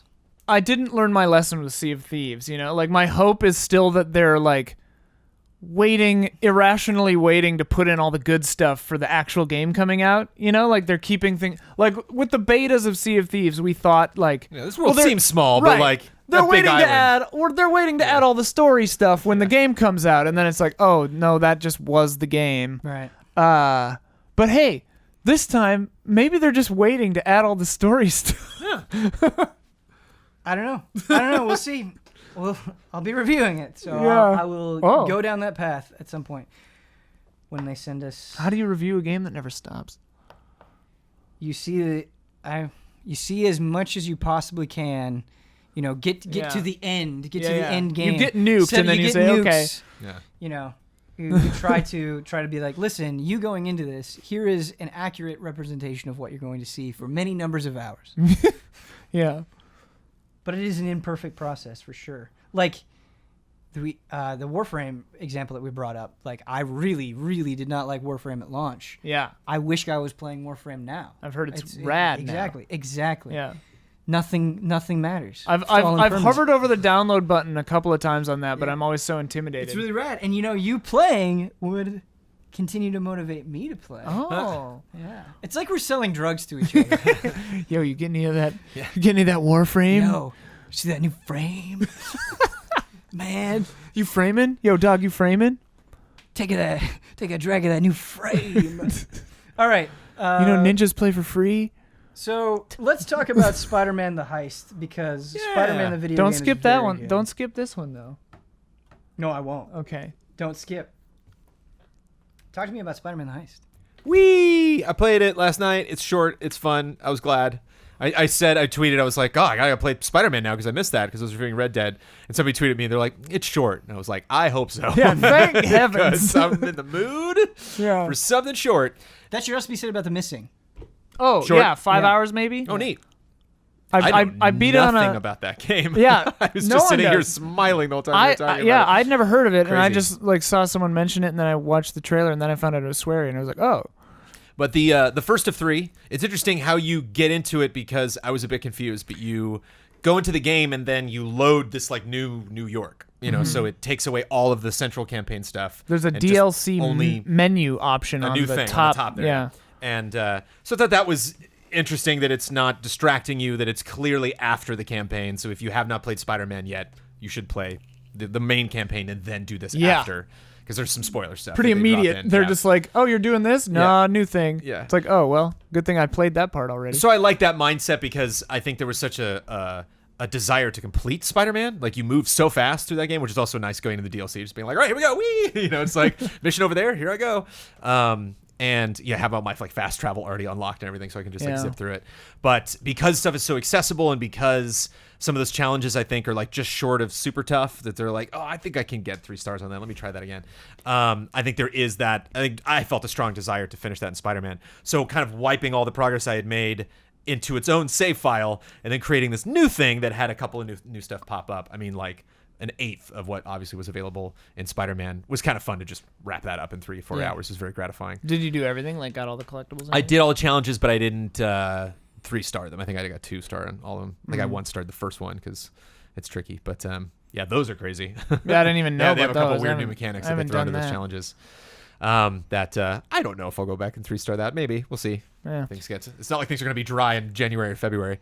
You said the first of 3, and some of what I've seen as far as criticism regarding the Heist is that it definitely feels like just the beginning of the story, that it's not super narratively satisfying on its own. Did that bother you at all, or because you knew it was the first of 3, you were totally okay with it? I was not anticipating that. Yeah, Oh. they clearly like leads into the second one, so Oh, it I didn't know introduces that. some stuff. So I do like that it is one package. Like it is a little devious that if you just wanted to enjoy that, and you're like, well, Right. damn it, now I have to Like I only justify bought the rest of the the story. Heist. I didn't buy the. I found the season story incredibly predictable, which was kind of a bummer. There were a Oh. couple things that they were like, "What's going on?" I'm like, it's so obvious what you're setting up. Maybe I read too many comic books, but like, but it was what I wanted out of this. Like, I think for $9.99, like that was, I think just enough new stuff that they added. One tiny little stupid element is like the mobs in it, and they have new mob crimes that you can do, and some of those are brand new. Some of those are like just exclusive to the mob. But early in the game, you fight thugs in like a convenience store, but then the mob will like rob like a suit store. I'm like, okay. Hey, you gotta have suits. I know, but that's In the mob, you need a suit. never pretty seen beautifully dumb. 8 mobsters just like, let's hit Fiduci's. Let's hit the big, and then the big guy's like, can we go to the big and tall after? Like, yeah. But that's Spider-Man to me. It's like a lot of that stuff you know, as silly as those crimes were, 45 seconds later, I'm in another part of New York doing something else. And so I think if you want to just kind of slide this into your schedule somewhere, or if you really like Spider-Man and you're tempted, I can imagine it would probably be a pretty fun 12, 15-hour romp to do all three at once. But if you just want a little tiny, oh yeah, Spider-Man, you know, like what was that, a month ago? Like it's fun to. Long enough ago that I forgot entirely how to play it. Right? I was like, Greg how Miller do you tweeted that fight out. He was guys? like, right. I was like, this guy has a pipe. What do I do? And I'm I feel like Red Dead Redemption is going to super throw me off because it controls so differently from everything else. Yeah, The first NPC I went up to in Spider-Man, I hit the left trigger and was Yeah. like, right. Right. It's a different game. Yep. But After playing The Missing, I kept hitting square to try to confirm things or do actions, and it was like not right. it happens. Yeah. I liked it. It was fun. Brandon, as we are slowly and rapidly winding down the year, both are happening at the same time. Does this I just got really freaked out. DLC? Well, it's just there's so much left that we Yeah. have to do, and it feels monumental, but it also feels like days last hours. Yeah. Which they do literally. But anyway, moving on. As we get close to the game of the year, Brandon, does this solidify your feelings on Spider-Man? Does playing Red Dead influence like kind of where this is ranking in your mind on how much you enjoyed these things? Where do you feel? Where do you fall? Go ahead, Brandon. Now after the heist. It reminds me of a lot of stuff that I love about Spider-Man. I think one of my favorite things about Spider-Man is how you feel like Peter Parker. Like there were moments, you know, trying to get a sense of, and I've actually had some critiques of this, which I think is interesting, because I can see both sides of it about the way that they handle time of day in Spider-Man. So it's like locked. yeah. I think it's like almost nighttime, like the entire time that you're doing this. And on one sense, it's like a little weird, but like at the same time, I like went to a play in Red Dead and came out and it was 8 a.m. and I was like, all right. You know, so it's like there are pluses and minuses. The first time I tried to watch that little slideshow about the bear, he was like, "There's no show at this time." Oh. Yeah, and it was like 4 a.m. Oh, okay. So I think you have to get in. There's a cutoff. Yeah. But I do kind of like the idea of, you know, it's 4 hours, and so it's, you know, the sun goes down, it's not going to come up, you know, 4 hours go by, and it's still going to be dark, you know, so you could conceivably all do this in one night. And so I do like that. There are some fun, just quality of life, like Spider-Man things that he just does. Like not everything in it is this pivotal world-ending moment. Like there's just a couple of like, yeah, I feel like doing this now because I'm a human being. I live in the city, and this is what I do. Picking up with the, you know, his relationship with Mary Jane following the events of Spider-Man was fun, it's there's not a huge build up to it, but I kind of like that because I wanted it to just pick up. Let's go. Like, you know, I only got 4 hours. Let's do this. And so it was nice just kind of jumping into it and knowing this character, knowing this Peter, this Spider-Man, this New York, and just like, where's that? Over there? Okay, I know the quickest way to get there. Yeah. These districts, I know them. Let's do it.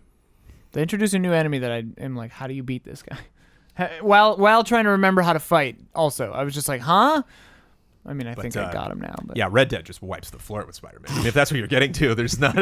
Sorry, Spider-Man. Brandon. Just all this I don't wanna like go into beautiful build-up of like, yeah, you know what I really love is how it makes me feel like Peter Yeah. Parker and all of these great things. Open world western to city sim, you know, superhero. Like But two then to totally end it different with genres. wipes the floor Just- with. Does Red Dead wipe the floor with God of War though, Brandon? That'll be a fun debate. That's the debate. What I is think. what is your debate. answer now, Are we getting into this, Ben? Brandon?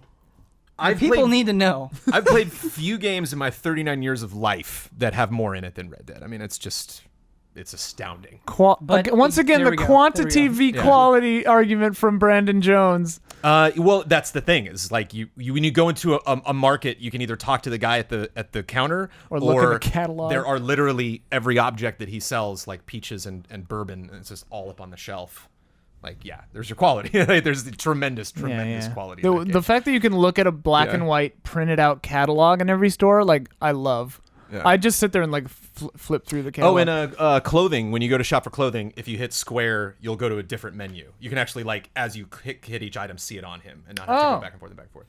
So, fun little shortcuts. Yep. They thought of everything. I think we should just name this episode Brandon Tips. I think when you see square, you can see square in the bottom right, and it's like I don't remember specifically what it says. But if you're reading a way to shop for letter, clothes. reading a letter that's longer than a page in game, scroll it with the right analog stick. But if you're in the menu and you have to scroll something, scroll it with the left analog stick. Rockstar, You're out. One mission, a lady was reading a letter on a wagon, and I was sitting next to her, and I went into first person and looked at the letter and could read the letter. Wow. So that is a detailed video game. I gotta stop playing games on a projector, man. I gotta get a TV. 4K, baby. Yeah. Don't want to watch it on. But I don't want it. Yeah, game of the year is 9 people all bickering. So that's my take, and that's my take fresh off of playing it. So right.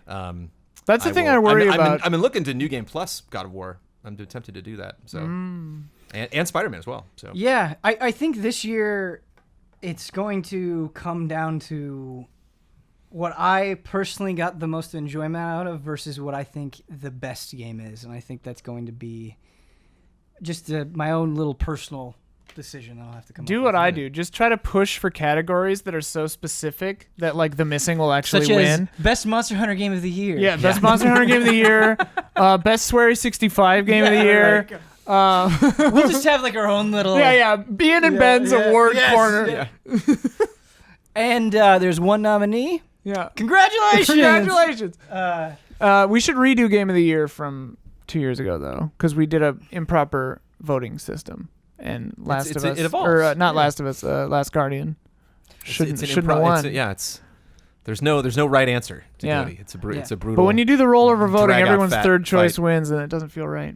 Because I keep thinking, and this is tangent, but just the way we do Goody, I want to streamline that a little bit more. Last year that stream was a little. Put me in charge. I think it'll take 45 minutes. Is a good way to say that. Take 45 minutes. Yeah, I believe that. I'll run it. I'll run it. Ian, during this episode of the show, I love buzzers. Yeah, you got excited about something that I was not excited. Expecting you to be excited about. Did you see the tournament? I watched the final match. Ooh. Yeah. I know why you're excited. Did you watch me trying to understand how sports and tournaments work? I did not see that part. There was a prolonged time where they were trying to explain to me why I had to beat Damiani like 6 times to win. And I just didn't. I'm not sure I still get it. That you reset the bracket? I don't understand. So I don't watch sports. I don't get it. It's like bowling. I've had bowling explained to me 40 times. Yeah. I love bowling, but the scoring, I do not understand at all. Because like in previous tournaments, I'm not trying to harp. I'm honestly confused. We've had double elimination before. No, I know, but correct me if I'm wrong, because I thought that in the past what we've done, maybe we just did it wrong in the past, and now we fixed it, which seems like what happened. In the past, the losers bracket winner comes back out and battles the winner's bracket winner in the finals or whatever. And then if the loser wins one game, they have to beat them again because now it's like a fair fight. They fought their way out of the loser's bracket, beat the winner, and now it's equal, and you beat them again. If the finals are best of 3, you need to beat them best of 3, and then you need to beat them best of 3 again if you're in the loser's bracket. All right, so that's what happened in this, where it was best of 3, and I guess I didn't realize. Yeah. Now I understand. It's okay. No one phrased it like that succinctly. How else do you phrase it? I don't know. Everyone was like, you have to beat him 2 more times. And I'm like, but why, though? I see. The impulsive antagonistic nature that comes out during live streams. Live streaming, yeah. Yeah. Well, I think what we've done in the past, though, is we've upped the round count, which we did not do here, which may have changed. Sure. Well, if you get the champions like once. Right, like the last one used to like would have been 5 rounds instead of 3, so the games count for more. I don't know. Anyway, Soulcalibur's great. Do you know what's even better than double elimination tournaments? Soulcalibur VI. Yeah. I realized this whole time, do we ever even say what game we were talking about? No, this is me crossing out the timestamp and then putting it to right now. Soulcalibur VI. But you like Soulcalibur VI, and you don't like fighting games. I'm not trying to throw that at you. No, I'm terrible at them. Right. And here's my thing. Straight up. Okay. If I fought you, I'd probably hate Soulcalibur VI again because I'm so bad. I make you hate fighting games? No, but just because you're so much better at them than I am. I'm a pretty bad fighting game player. Oh well, then I'm trash. That is a big No. What I mean by that is that I like the genre a lot, and so I play them a lot more. Yeah. And so I'm just coming in with a higher advantage. This one, like sword fighting makes more sense to me than fist fighting, it seems like, generally, because I like Bushido Blade 2 I really like, and stuff like that. This one, I downloaded it while I was out of town. I played it a lot when everyone went to sleep in Central Time, and I was up till 4 every morning. And the story mode is fun. The other modes are fun. I can beat PCs on hard mode most of the time because they're not that hard unless they're like suddenly just destroy you. So what do you think is making it fun beyond it just being swords? Is it that there's so much to dig into with single player stuff? Is it that like on a basic level you don't need to know a bunch of combos? You can just kind of get in there and you can do okay. You can do okay with the fundamentals. I like how even the tutorial guy in the like create your own character storyline basically says like almost unveiled just says like, don't try to do too many combos right away. Just work on the fundamentals. Right. And I was like, good point. Good advice. But yeah, you can do well enough with just the basic moves, and then occasionally get a cool move in there, and I like it. It's fun.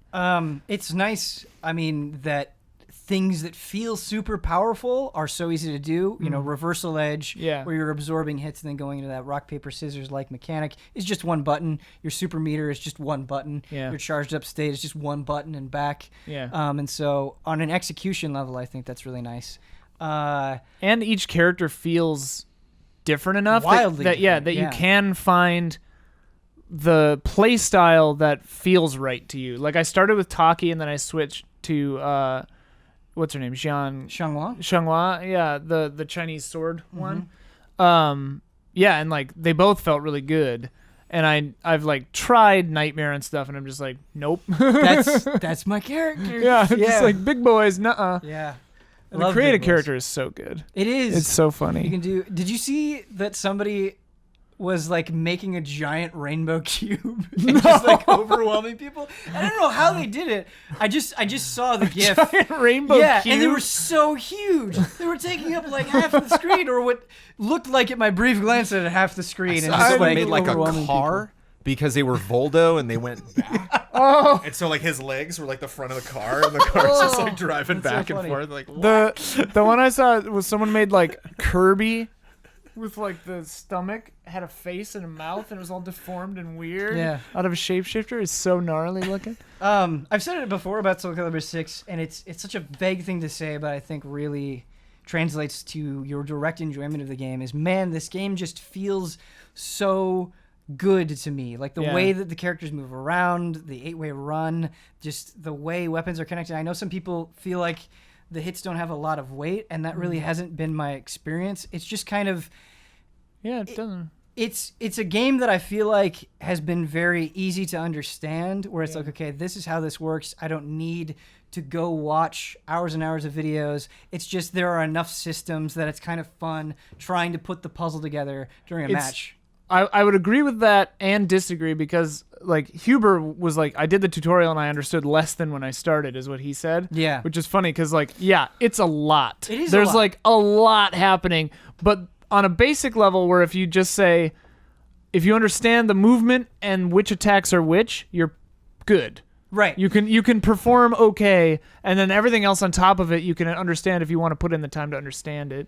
I think I think that take from you and Huber is very accurate, where you go through the tutorial and you're like, I am not going to remember some of this. But like at the Soul same Edge, time, I forgot entirely. I feel like I'm so used to fighting games under tutorializing and being like, Right. wait, why didn't you talk about that thing? Right. And so I very much appreciate them being like, listen, we're just running through everything. They introduced and succinctly explained Right, everything, right. which I And did so- really appreciate. I appreciate that. I want to talk about the two different story modes real quick: the Libra of Soul and the Chronicle of Soul. Yeah. So the Libra of Soul is the more interesting one, I guess, because it's the RPG one, Yeah. where you're on this giant map and you can go and you can travel, but traveling costs money, and if you're going across water or over mountains, it's going to cost more money, and so you have to decide, like, do I want to fight this thing? It's a few levels above me. You know, what do I need a new weapon right now? You can equip new weapons that have higher stats. You can consume food before a fight, get which will give you a bonuses. temporary effect. It's really funny. And that is really fun, and you're just like, man, we're not ambitious enough with single-player fighting game content. Yeah. Like, even just these few ideas. Well, and Yeah. like, Are making it's it cool. it's basically a visual novel. Like the Right. story elements are just little text things Right. popping up. You know, so it's like they didn't spend an insane amount of money on this, but they spent a lot of time on it. I think that's what you're describing, though, is where I want to come down on Libra of Soul. Yeah, it's cheap. It's not Inexpensive, So much I mean, the, like, the storytelling is just text or static images that's bothering me. It's just so much of your interactions are entirely fluff It's Right, like, okay, right. you're gonna go over here. There's this problem happening.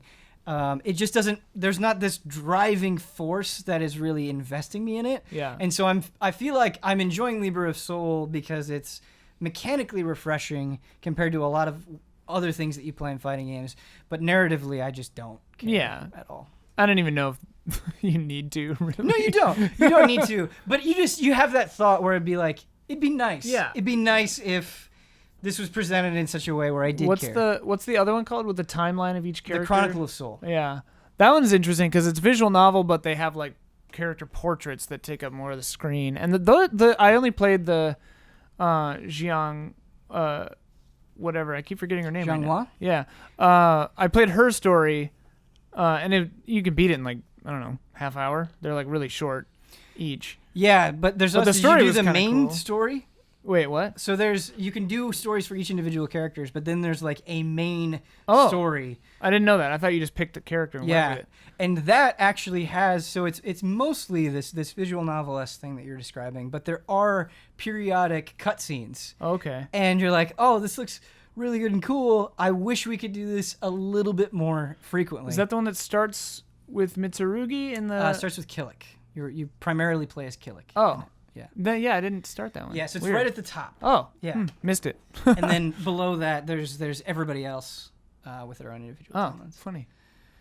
But yeah, it's fun. It's a Yeah. good time. It feels good. It feels really good. And it's really intense. Mm-hmm. And fighting Damiani in the tournament was really hard.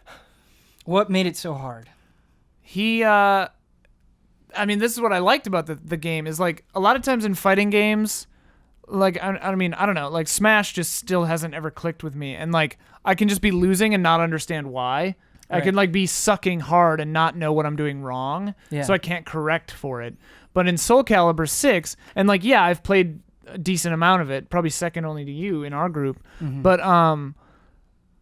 even Damiani just picking it up for the tournament, I mean, unless he was watching tutorials, which he might have been, but was able to, like, we were both able to see what the other one was doing and then adapt our play style to react to that. And I've never had a level of proficiency that even approached that in a fighting game, least of all in a tournament. And I think that the fact that I was able to do that and that Damiani and all of us were able to do that during the tournament, even if someone hadn't played it before, just speaks to the quality of the game and like how understandable the systems are. Once you know the basics, you can be like, okay, they have a lot of reach, so I need to move down and in. Like I need to, move the 8-way step and get in there. And like you can just do stuff like that. And I really like that. Whereas Street Fighter, I just, nope, I don't understand why you're destroying me, and here I go.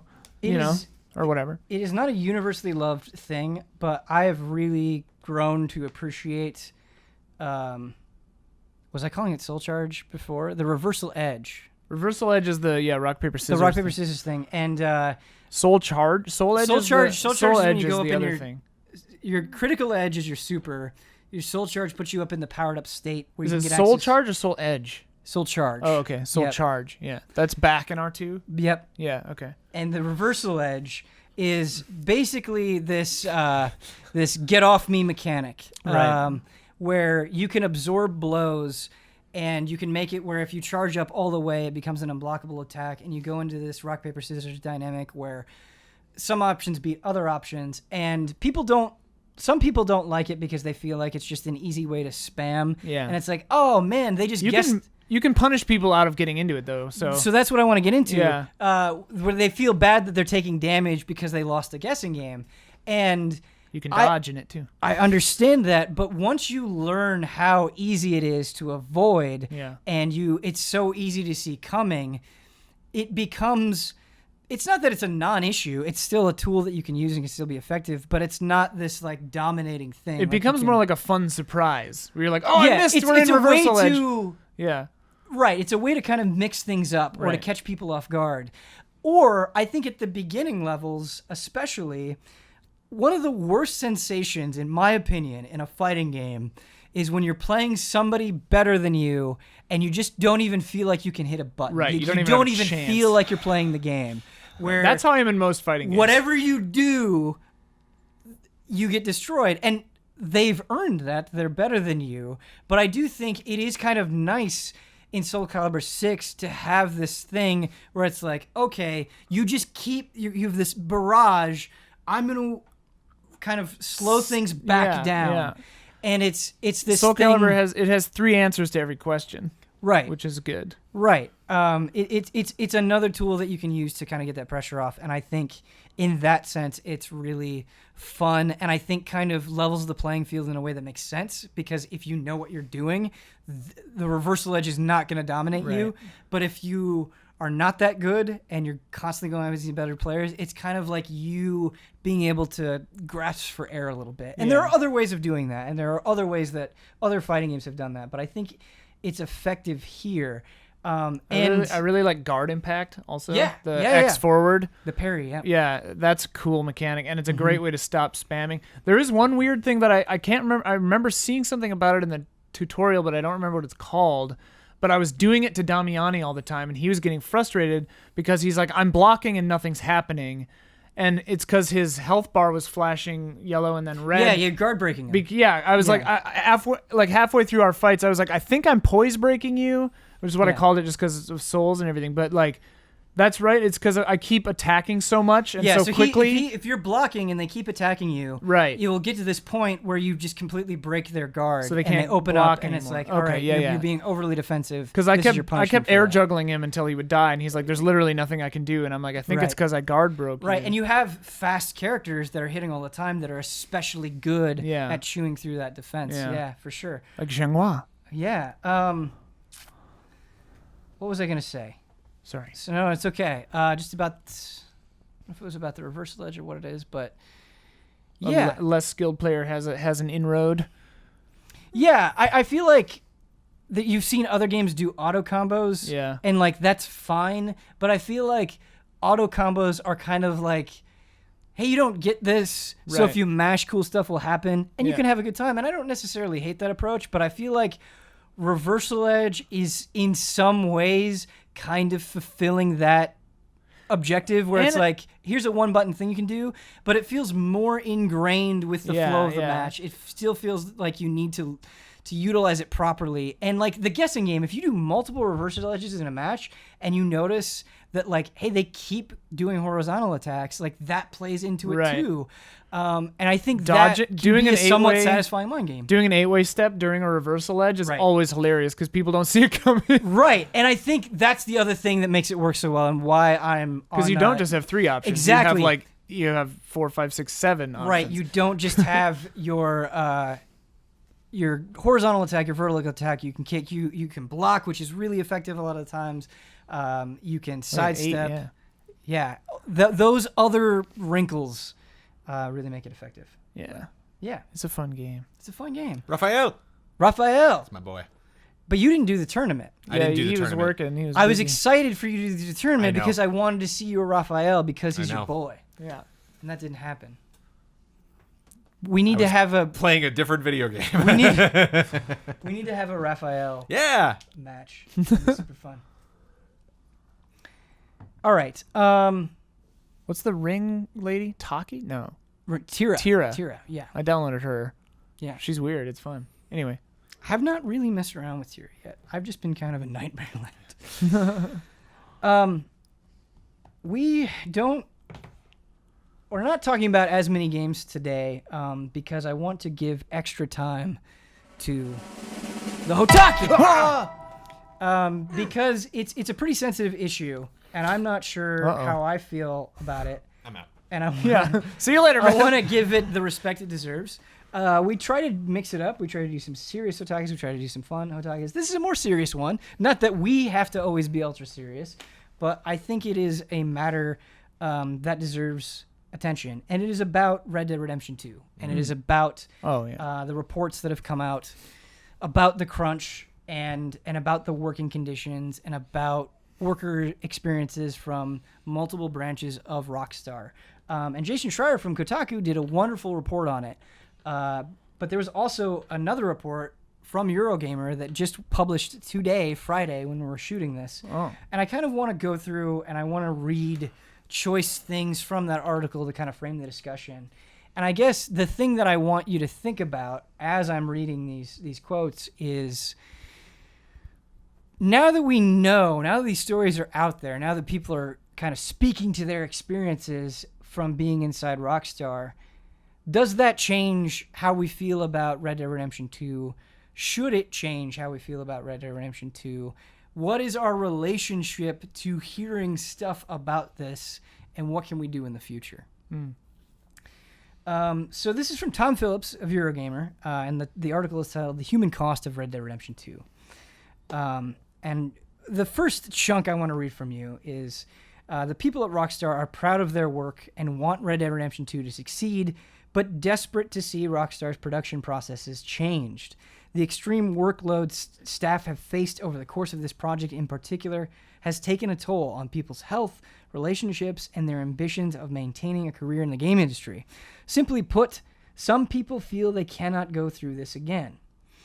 An employee at Rockstar Lincoln, this is where they do a lot of the quality assurance and localization, says, "Back when we worked normal hours, I never felt anxiety going into work. But over the past year, I have. Under normal circumstances, it is work we can do at a very high standard, and we consider ourselves a very capable department. We put a lot of pride in what we do. It's just the amount of time we're there. I almost feel guilty. I can't give 100% of my ability, as mentally I'm just shot. And as someone who people look to as an example, that has been difficult." The staff at Rockstar Lincoln have been in crunch mode on Red Dead Redemption 2 for over a year. Multiple people I spoke to, this is Tom Phillips, at the studio told me long, even by Rockstar standards, for being in crunch over a year. Since October 2017, late finishes during the week and on 2 Saturdays each month have become mandatory. Breaks are unpaid and often worked through. In August this year, hours increased further. Every working week was 6 days, with hours just under the 60 mark. You turn up and you keep putting in that time. You tell yourself it will have an end date, a Rockstar North employee said. But as Red Dead Redemption 2 release date changed, we knew extended hours would continue. In the past few months, those August, September weeks, we were in without any choice whether we could leave or not. No one wants to be seen as the weak one. It's hard to see people get downbeaten. You can see the work rate diminish through sheer exhaustion because of the number of hours for this long. And you don't want to get put in a pool of people who don't progress because senior management see them as not agreeing with the norm. I'm not going to read this quote, but another concern, I have a lot of quotes pulled here. Another concern is that just because the game is shipped doesn't mean that crunch is over. They have Red Dead Online. Oh, yeah, so of course. These Bug hours fixes, are continuing.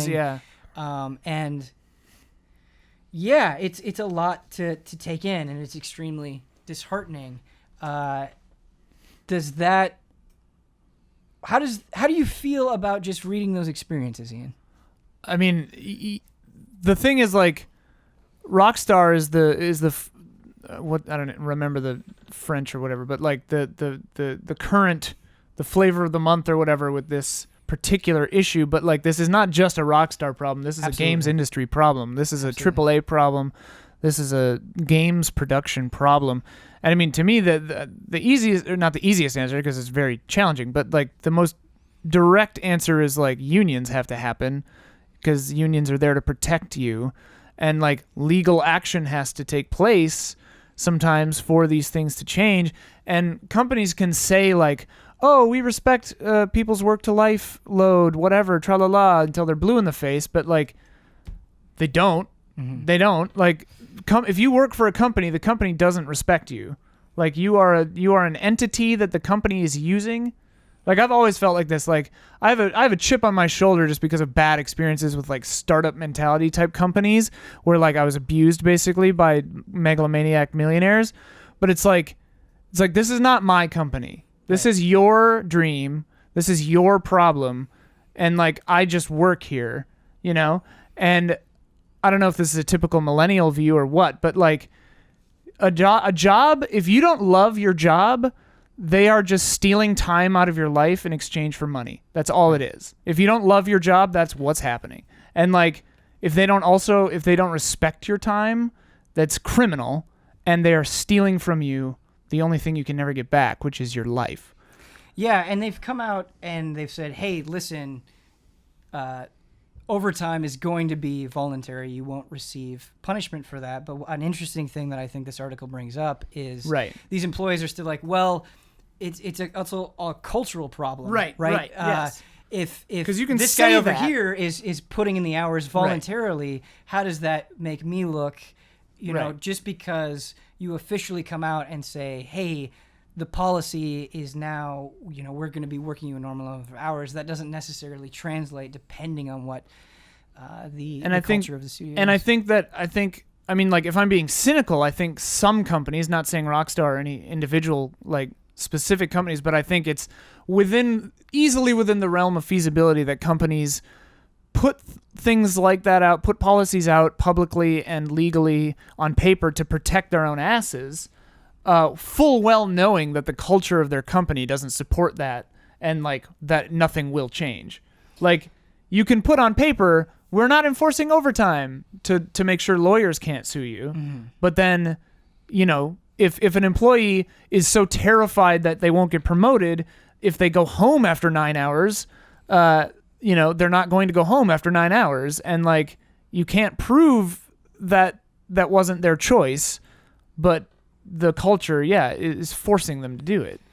So this is not the first time Rockstar has come under fire for poor working conditions.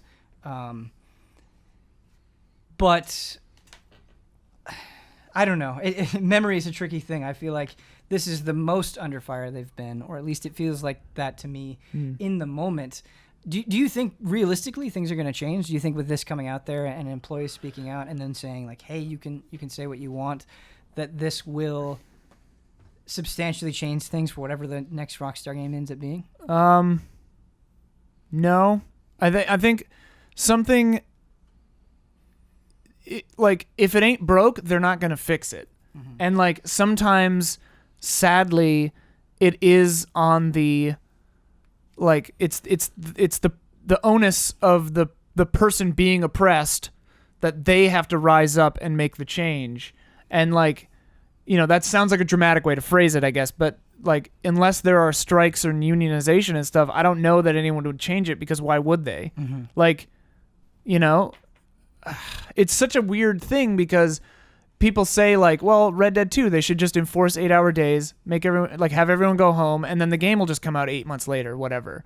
And it's like, we talked about this on the podcast, and it's like, yeah, pie in the sky, that's great, but a creative product like this it's not a finite thing. It's not like, this is the first example, like building a car or mining a quarry, or like something that is like, there's a finite amount of thing to get out of this, like carving down whatever, like melting ice goes away and it's done.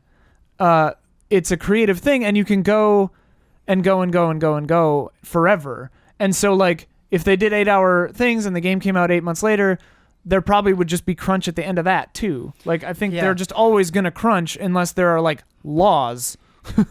This article points out and says a couple of things from employees that I think were really good. And one of them says like, hey, Rockstar is considered a leader in video games in the sense that, their games come out, they're of very high quality. If you have a Rockstar thing in your resume, that speaks volumes. Why can't they also be that for, worker rights and things like that? I hope they are. Yeah. But Brandon, you said, and I agree with you 100%, you're like, how did this happen? Yeah.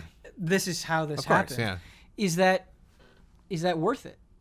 Why you feel that way with MMOs and stuff like that? I remember like the first couple MMOs I played where I'm just like, whoa, like this game is huge. And it's like, it's because there's just hundreds and hundreds and hundreds of people working on it. I think I've long been a massive Rockstar fan. Ever since GTA 3, I was just like, what is this weird company making these crazy games? Right. And loved Bully, loved Manhunt. It's like the only mess, I think, just personally. I was not into those games. But most would agree, probably. I think the thing that frustrates me the most, having invested so much in this company, and I will show up day one for anything that they produce. I'm going to be way on board for GTA Online.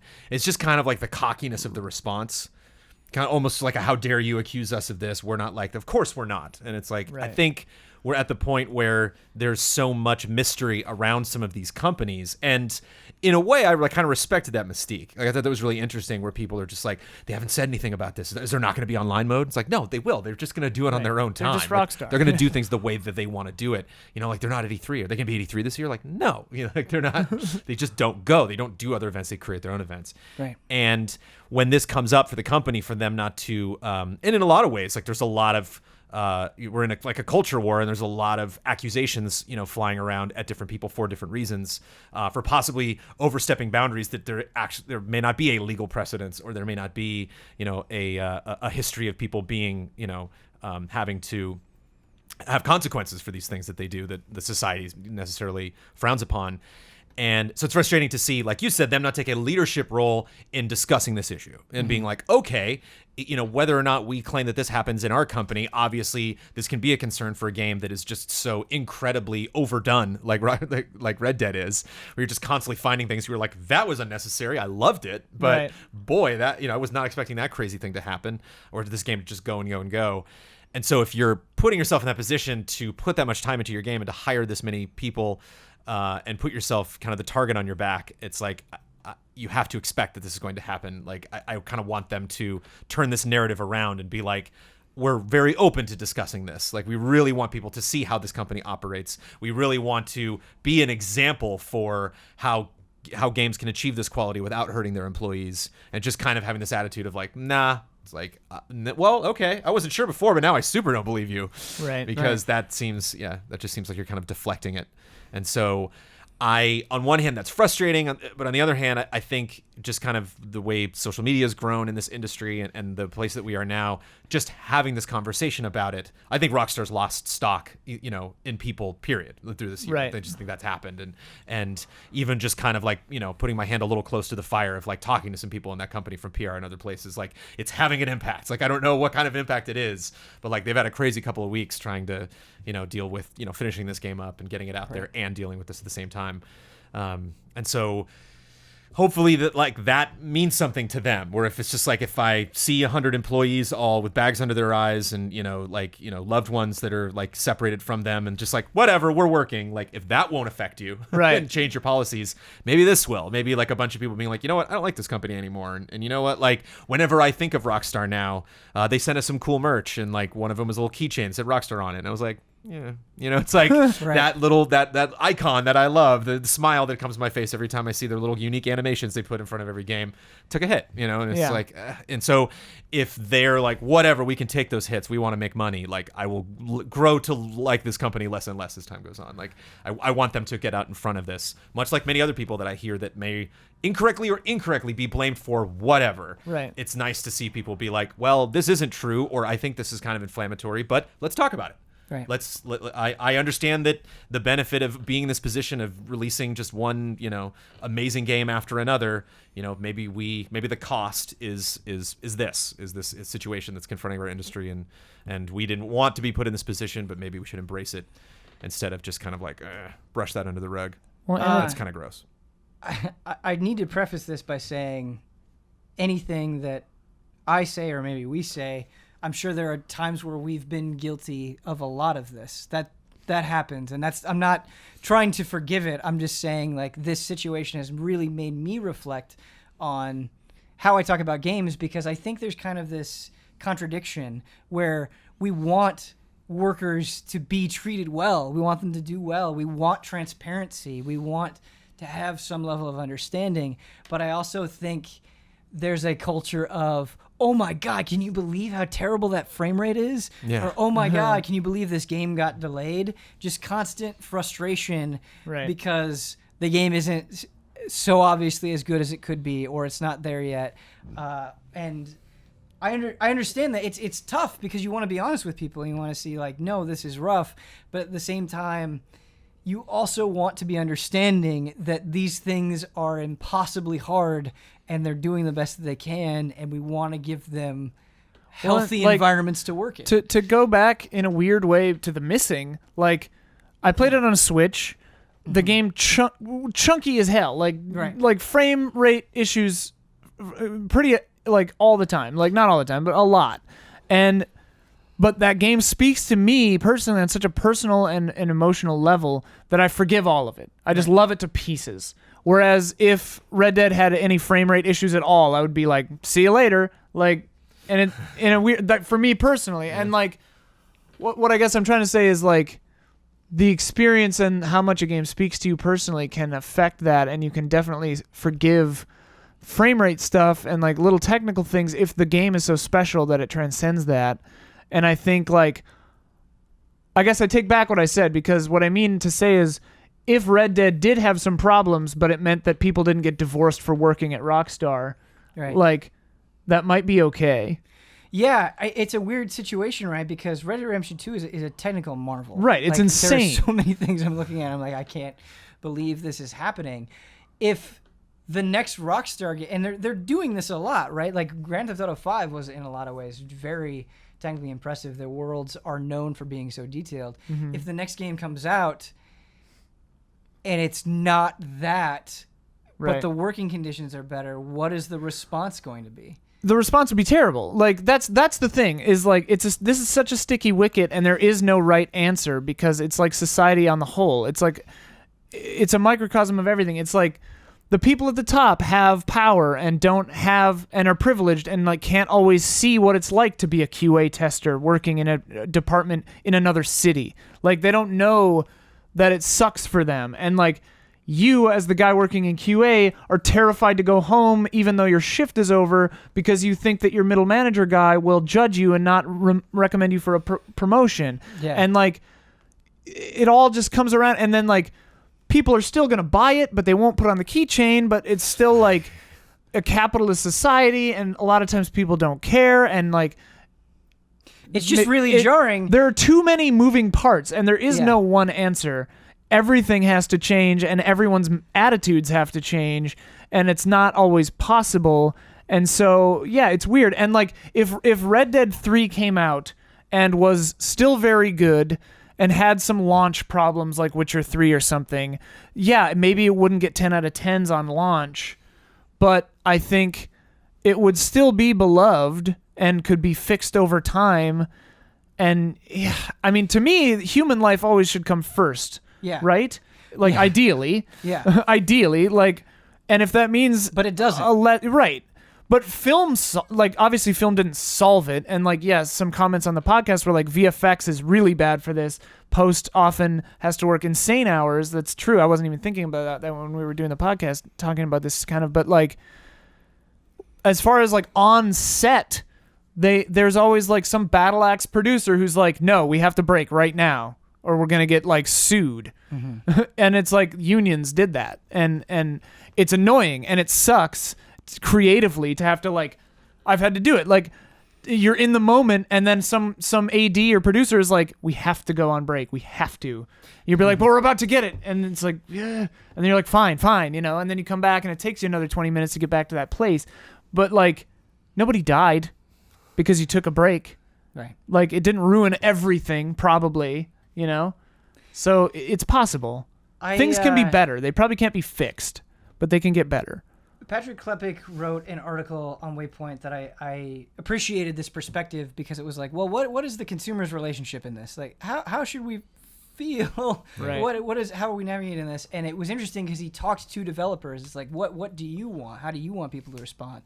And so many developers were like, buy our game and play our game and enjoy this thing that. Because if you boycott Red Dead Redemption 2, it hurts the people you're trying to save. Right. Like, it hurts them more. It's like salt in the wound. You know, you've gone through this horrible experience, and now everyone hates it and won't enjoy it. It's a lose-lose. Like, why did I do any of that? Like, you can't even vote with your wallet, because voting against would hurt the people that you're commiserating with. And I said this on the podcast, but I've enjoyed, you know, lots of art over the years made by absolute monster human beings. Terrible and people. So it's just like, I really try to, especially as a reviewer, like, I try to like separate, you know, what I think about the people involved in its creation versus the creation. Right.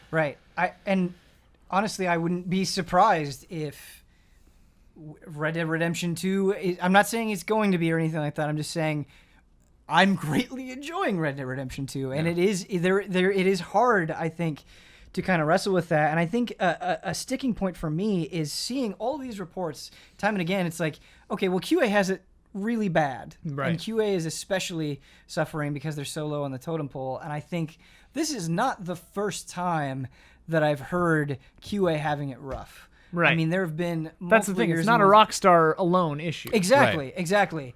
And I think what I'm worried about is this sensation that I get is every so often there'll be this report that gets kicked up that QA is not treated well. Right. And then it'll kind of go away and then it will come back. And it's just, how do we get away from this? How do we get away from this like wave of, oh man, this is bad? That's the thing. Like, there's always going to be a new person who will take that job. Like, that's the thing that sucks is like, they always say like, you've always had like some bastard boss who's always like, oh, we can just get some kid out of college for $20 an hour who will do this for cheaper than you, you know?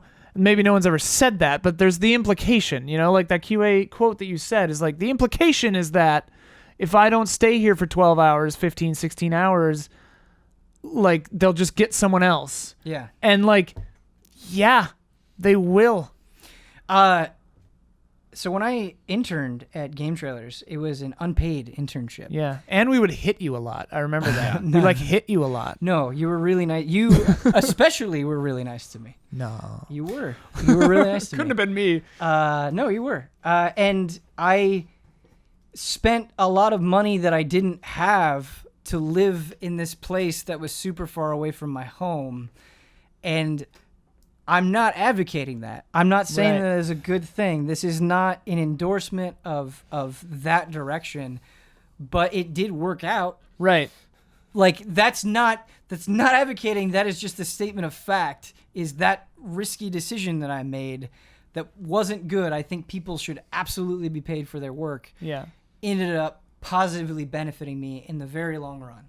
Yeah. And And I mean, people have asked us that too, where people like want to help like edit a review or something, and it's Right. like having done terrible, I would call it, say, abusive jobs like that. Like, I refuse to underpay someone for difficult work like that. You know, Right. just personally, I don't want us to get into that. And it's like, I think it's why did we're that. so sensitive As a kid. and vague about like, hey, you guys should hire somebody. Right. I think It's part like of we that can't reason- afford it. I think part of that reason is we don't want to hire somebody and then not be able to give them the resources that they Right. need, both financially and just Like, if we could Working work on out a their way to, like, really super part-time pay someone what they deserve, like, sure, great. But right now we're not in a place where we could do that, and it doesn't seem right. But, like, yeah, I worked jobs where I was getting paid so little for what I was doing. yeah. And eventually I got, like, I don't know, crazy enough to, like, quit jobs like that. But it's always a huge risk, and some people don't have that privilege. Like, Right. sometimes you need any amount of money to survive, to eat, to feed kids or whatever. And that's a terrifying position to be in, especially if you feel that if you don't overperform, you'll be seen as underperforming, Right. you know? And sadly, that's what it's got to take is like a lot of these more senior developers, not people Right. who are like, yeah, I worked at this company 10 years ago in QA and I can tell my story now. Like people stepping away from companies being like, now, today, last week, this was happening. Yeah. And yeah, you need, because I think a lot of these other movements that are happening, like they are run by that. You know, that's their fuel is that like a lot of these people, you have these like really bold, like, you know, the people in the Me Too movement are coming out telling Right. these horrible stories. And it's like, wow, I don't know how involved I would be if I had not heard, you know, if you hadn't made that real for me right now. And Yeah. so hearing all of these stories personally coming out, you know, a lot of these people are like, I'm anonymous, but you know, and so it's like the more that anonymity goes away, which sucks because I'm not like, I don't want to put people in a position to do that, but Yeah.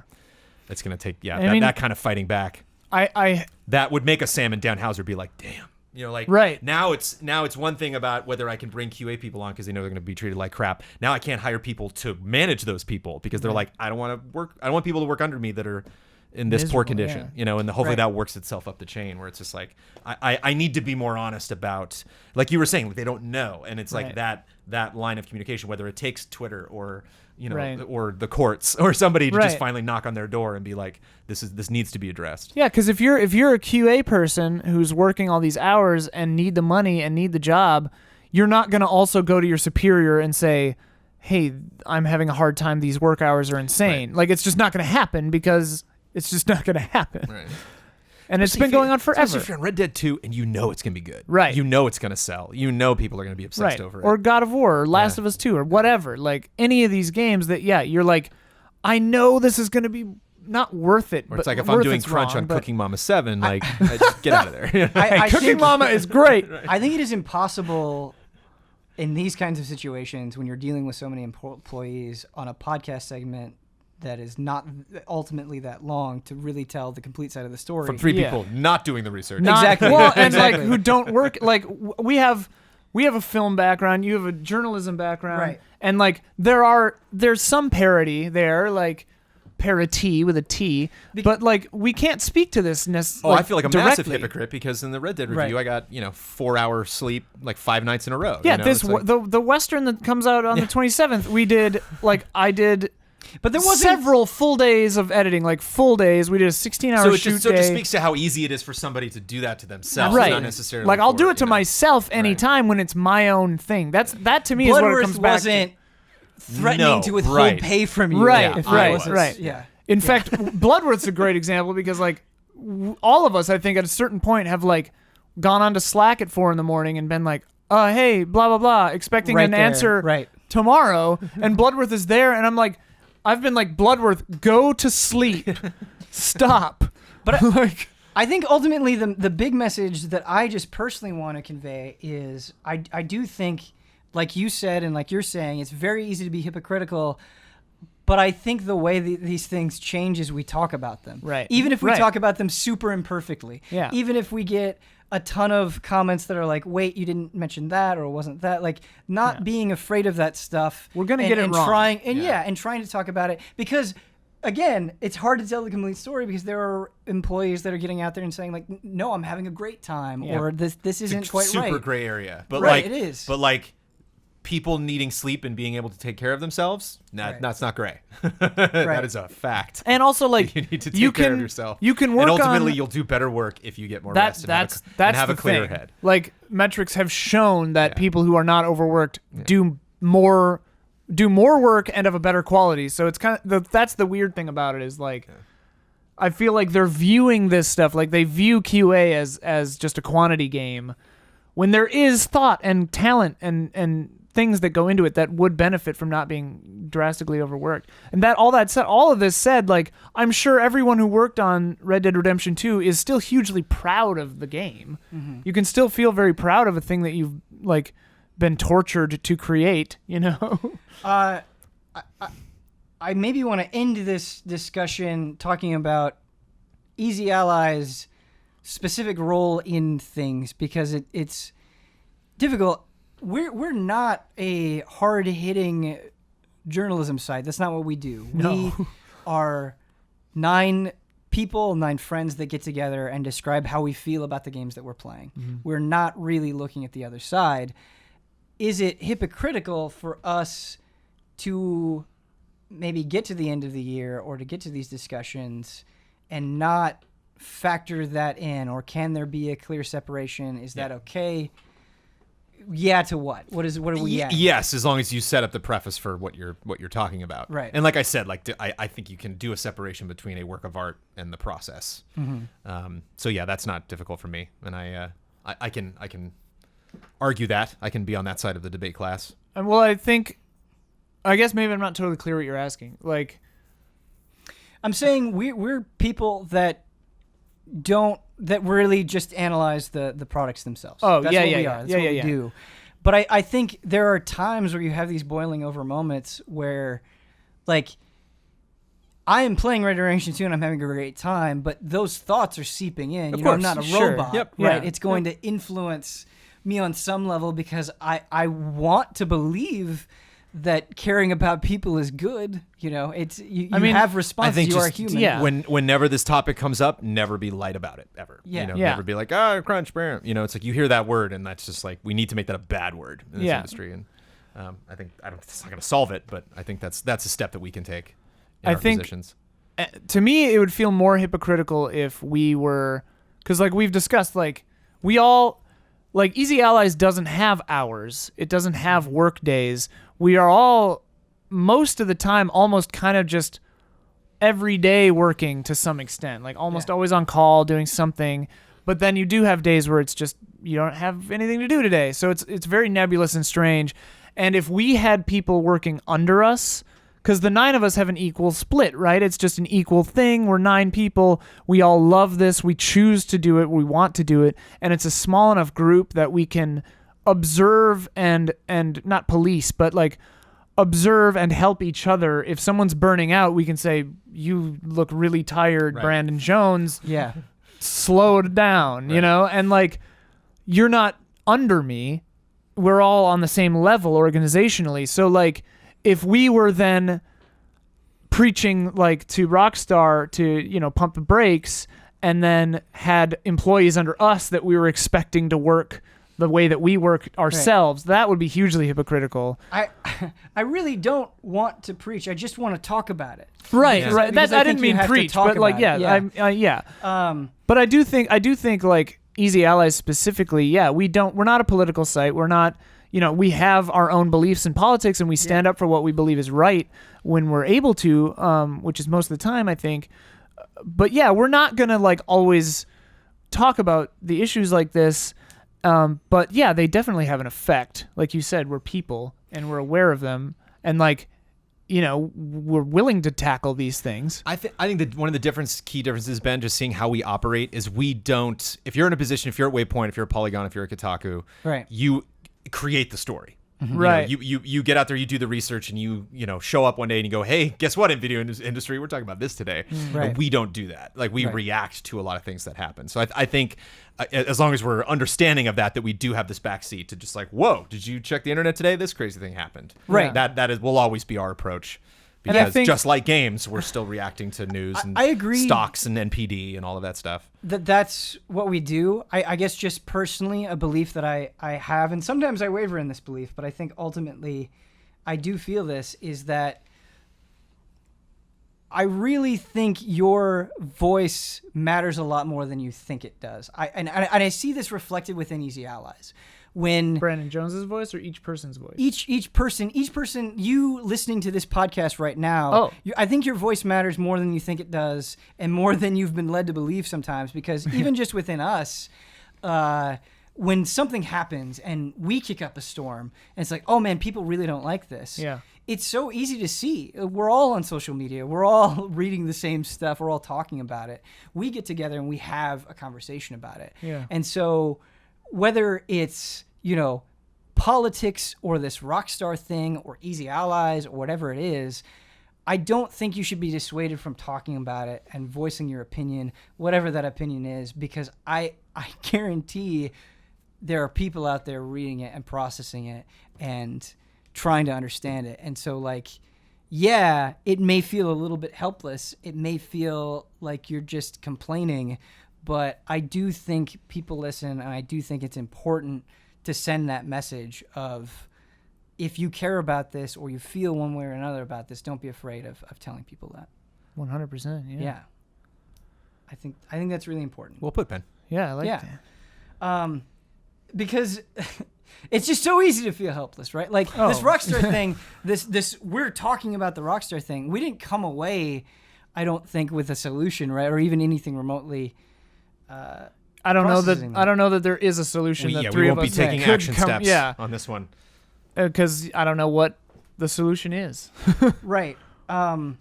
Greater minds than ours will have to pine this one over and Yeah, I figure it just if you buy Red Dead Redemption 2 and you enjoy it, and you also think that you really want things to be better, I think all of those things can weirdly coexist. I agree. I agree. Yeah, So- especially in this instance, like we were saying, because boycotting it would only like get a lot of these people fired or something, you know, and it's Right. like that's not good either. So, Yeah. what do? You speak out. You try to reach out to Just imagine you're at a people. bar and you just talk to somebody and it's just like, oh, what do you do? And like, oh, I work for video games. It's like, oh, what game do you work on? Like, I actually just helped Red Dead ship. And it's like, oh yeah, Rockstar, I hate that company. And you're like, you know, Right. it's like, I do too, and I wish their policies changed, but like that sucks. That like now I'm lumped Right. into all of this. You Right. know, like Right. I was it's like a lose-lose situation. So, I mean, really I support just those people. I really just hope, like you said, that, and it doesn't seem like they will from what you said, but Rockstar or the big players, Naughty Dog or Activision or whoever, somebody takes that step. Because if they don't, 2 or 3 more of these nightmare scenarios, and the devs and the QA people, somebody's gonna have to go on a strike to make it happen. Right. And eventually it will happen unless someone takes the initiative. And like big companies, it's probably in your interest to be the ones who start that discussion, because you're probably going to have a worse deal if you get striked out and then have to have everyone unionize. Like, it's one of those things that's like a cost risk benefit analysis. You can't have the attitude of like, what? Yeah. Right. This Like, is news to us. It yeah. shouldn't be news to anybody at Right, this point. right. It's like Yeah. if you're Johnny Activision, or who, I'm just picking that randomly. You're Don't- CD Projekt Red Right. making Cyberpunk. Right, Perfect like, example. yeah. Like, that's the next one of these we're going to Make- get where you're just like, whoa, what is going on in this game? Right. Just detail, constantly. Like, hours and hours and hours. Make the choice. Like, we're okay if your game comes out 6 months later, Right. whatever. We've waited this long, yeah. Yeah, like, make the choice, do the right thing, because eventually the choice is going to be made for you and you're going to get a worse deal. Like, it makes capitalistic evil sense to be good first. Yeah, be evil, be good. Right. Right. You can have your cake Treating your employees- and destroy it too. Wicked. Yeah. People don't get how to live. Whoa. It's strategic. It's be strategic. Yeah. You can strategically be good and nice even if you're not. Yeah. God. There are a lot of times when people are like talking about games or something, and I'm like, okay, do we move on? Should we move on? And it's not. There's no a way to move decision on. that you're 100% clear on. I think this subject in particular, I'm leaving it, and I'm feeling like that prickly feeling of, man, there's so much more to talk about. There's so much more to say. Was this framed in a way that I really agree with or feel comfortable with? And again, it's like, I don't know. I think it is okay to talk about things super imperfectly. And I don't think there's any other way to talk about anything. Yeah, exactly. Language is a finite, limiting resource. And it's like, okay, we're moving on. We're going to do the email section now. This was a whole big messy thing. But I don't know. I think I think we just have to. Sometimes we get comments on things and it's like, I can't believe you felt that way about this, or like, I can't believe that you're this type of person or that type of person. And it's like, wait a minute, no, I'm not any of those things, or this Right. person commenting isn't any of those things. And you know, it's the internet. It's going to be a big, huge mess. But I do hope that if you're listening to this, the thing that we try to encourage is listening to each other, because I think Yeah. that's how this stuff gets solved. And if we just get out there and be like, listen, man, you suck super hard. I'm going to tell you all the ways that you suck. Like, these problems are going to keep happening, and people are going to be. The internet is a two-dimensional medium. Right. You can never see every angle. You can't. And you know, I want people to turn this into a conversation. And I mentioned that with Hotake's, and we've been getting actually really great emails of being like, listen, this is what I think about this kind of thing. And I want it to be that. I want it to be that two-way street where it's like, however you feel, email us at askeasyas@gmail.com and give your opinion. And I'm not trying to just say that as a plug. I'm just wanting to encourage an environment where this can be a conversation instead of a constant us versus them Right. sort of thing. And I think it's important to take stands, and I think it's important to believe in things and have your own set of ideals that you fight for. But I don't think that necessarily needs to come at the cost of a conversation. Yeah. And our first email comes in from David. We're now talking about Red Dead as a video game and not as a Got it. created thing. As a cultural but monolith. we can, yeah. Turning it around. Right. And he asks, hello, Alice. I'm writing this the day before Red Dead Redemption 2 officially releases. Remember that? As I'm reading over different Those are the days. reviews, Those are the days. a lot of people mention that this game is revolutionary and unique. that leaves me wondering, how do you guys see Red Dead 2 influencing other open world games? Specifically, do you guys think this game will influence Cyberpunk, a game from a company like Rockstar that is regarded as top class in the sandbox genre, or are they too late in their development cycle to take any reactionary measures? Well, first thing they got to do is make everyone work more. Yeah. It was like I was saying earlier when I thought I was like, how'd they do this game? Like, It's oh, like, right. oh, You know, right. so it's I think so much of what happened, I think you can maybe think of it later, you know, because there are like other characters and moments that pop up again, and so you could probably be, you know, reasonably into a development cycle and be at some point in the story and think, oh wait, we forgot about that guy. Wouldn't he be here too? And like, oh yeah, okay, well we'll add him. But like, you gotta bring the voice actor back in if you've recorded Right. stuff. And it was interesting hearing the lines in Starlink for the Star Fox stuff, because I could almost hear the person like, all right, back in the booth. Who am I? Fox. Okay. Hi, Fox. What's up? Welcome to the team. You know, it was like, oh, that one line of dialogue sounded a little extra. But it's just the connectivity that I think I'm really curious. Even like now going from Red Dead into Odyssey. I was talking to Sean German Efficiency Clinton, because he's been playing a lot of Odyssey and Assassin's Creed Odyssey. Assassin's Not Creed, Mario Odyssey. and just saying like, you know, is it that predictable when these things will come up again, or when you leave an island, or just like, is there any reason to go back? You know, are you expecting anything to happen if you were like to revisit old areas? And so I think that's kind of the biggest impact, the biggest difference I feel between this and other open world games. Is just that these unexpected bits of relevance and connectivity between, you know, characters in the world, having them be just smarter than you're expecting. You know, I'm like at the butcher, like buying something, and he's talking. I'm like, wait, what? Like, I should do what? Oh, Yeah. thanks, dude. Like, that was the merchant guy. Like, where you only 10 years ago you would never expect that guy to Right. say anything, have any kind of Right. personality, like a voice even. You know, and for that to be like a real person with like, you know. Big crazy mustache and big nose and, you know, specific way of speaking. And so yeah, but then again, it's like you can't just, that's not like some tech that just came out. Like that's ingrained into that company. And specifically it's a couple of crazy people that, you know, thought of this entire game. The game was written by 3 people and that was it, you know, so or so we know. Right. But yeah, that would be the one thing I would dig, and I would love to, because I enjoyed it so much in this game. I'd love to see that come up. Yeah, like that kind of living world, like tiny ripple effect stuff. Yeah, like Cyberpunk. Because, yeah, games for a few years now have done the, like, here's a big choice. Right. And it'll ripple down here in this way. Like you were saying, the Telltale method or whatever, where it's like a branching narrative, string of pearls, whatever. But this, just like you were telling me before we shot this, where, like, you accidentally like bumped a guy with your horse or whatever, like crossed a dude in a town, and then for the rest of the game, anytime you went back to that town, that dude side-eyed you when you went by him. You know, he like was hesitant around you, and that kind of stuff is super cool. Just like tiny little things that make things feel more alive is bonkers. I feel like so many open world games still kind of fall into this trap of, hey, I'm this person, I want this thing, I'm going to give you story here, now go out and do it. And then you come back and you might get more story. And then if you run over to this side, this person wants their own individual thing, go do it, and then come back. And it just all feels very separated. And it's not that those things aren't interesting, it's just like a list of different stuff. And I think in Red Dead, the sense that I'm getting with the camp is it's like, no, these people are connected. They all know each other. Yeah. Them going out and doing this thing is going to influence other people within this gang.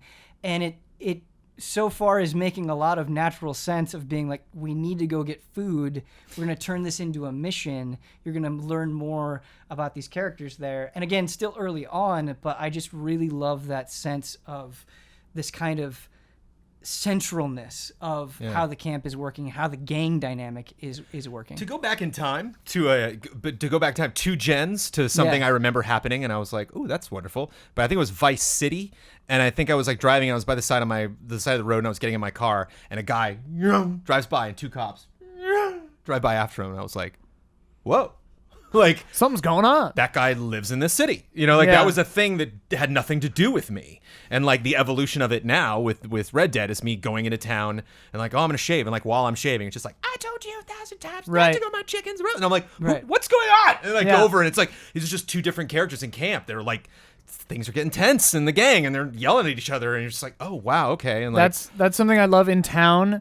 just walking by and hearing just like the middle of an argument that two people are having, and I'm like, I probably could go over there and do something with this, but I don't have to, and it's just gonna keep happening. And like the guy over at the stable is just like carrying a hay bale, and he was already doing that before I came around the full barn. Hunt. I was hunting today, and I saw a man shoot a thing, get off his horse, pick it up, put it on his horse, get back on the horse, and ride into town. Right, like they're just doing their thing. Yeah. Kind of the opposite end of this email that I really want to change in open world games and in video games in general is I am getting incredibly annoyed when Red Dead Redemption is using its characters to be like, go over here. Arthur, you need to do this. Yeah. And that's fine. I understand that sometimes you need to guide the player and you're just having the character do it. But they're repeating things so much so quickly. Yeah. It's like, no, I did hear you 5 seconds ago when you said the same thing. Just chill out a second. Just for 1 second. And let me just go over here and look at this. Right.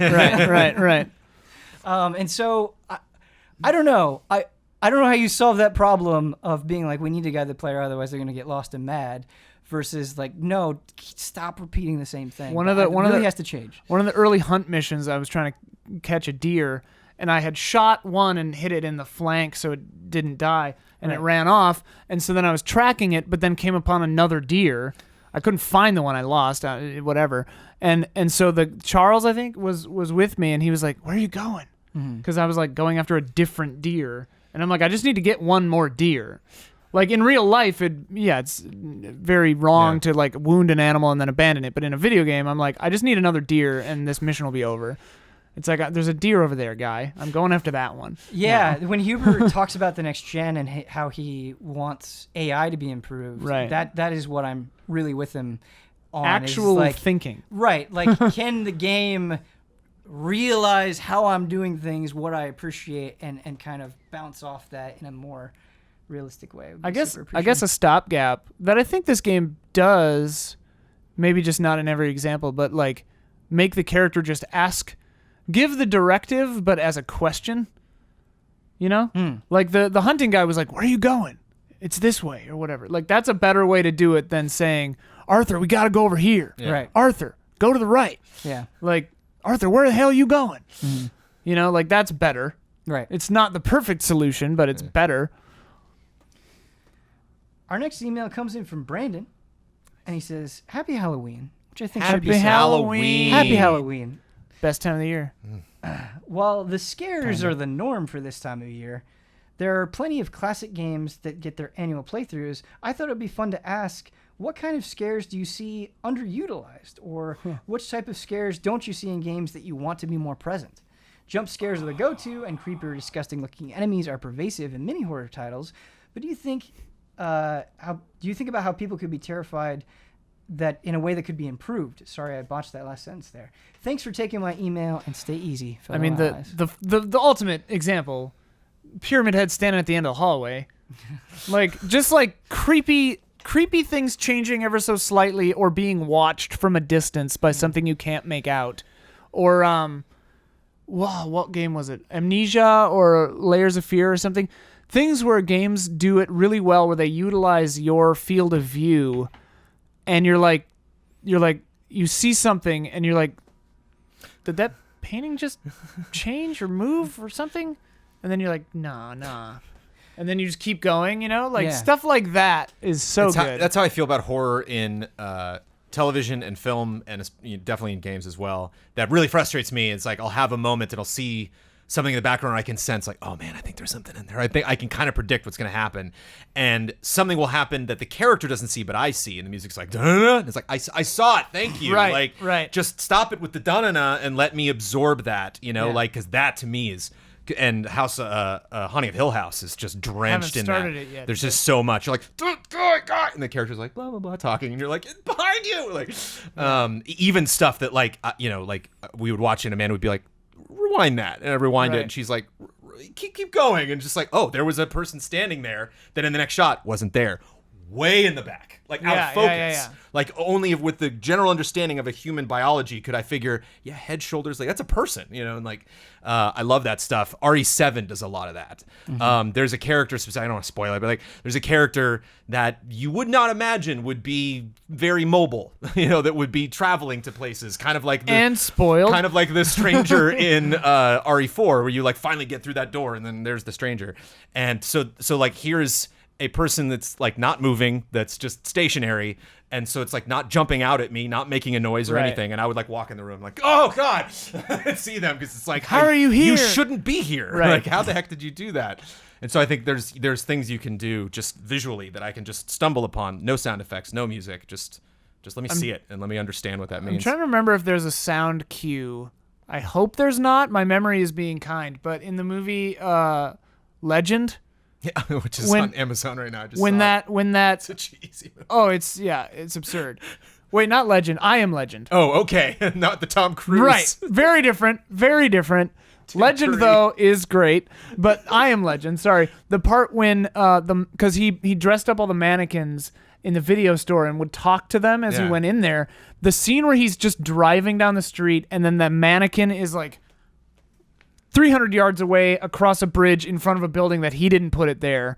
And like, I think the movie maybe makes it look like its head slightly moves, but just that image, that kind of stuff where it's like, hang on, like just the uncanny, like this can't be happening. Yeah. Oh man, I love it. That's the good stuff. But you trust the viewer with that though, because as a writer, you're you're like, what if they don't see it? And it's respect like, then for those people, like you just gotta make it a reward. Because when IO9 does an article about it and then they read it and go back, they'll appreciate it even more. Right. I've been playing Soma recently. Yeah, and I've been loving it. Soma's, the story. There were some gameplay parts in Soma that I was like, I think I'm supposed to be scared right now, but I'm not. But the story in Soma, mwah, yes, magnificent. Something that Soma does that I like and I think could be expanded upon is you get like 2 chances when the monster hits you. Your vision goes really blurry. And there are stations around where you have to kind of use it, and then once you use it, you'll get healed and your vision will restore.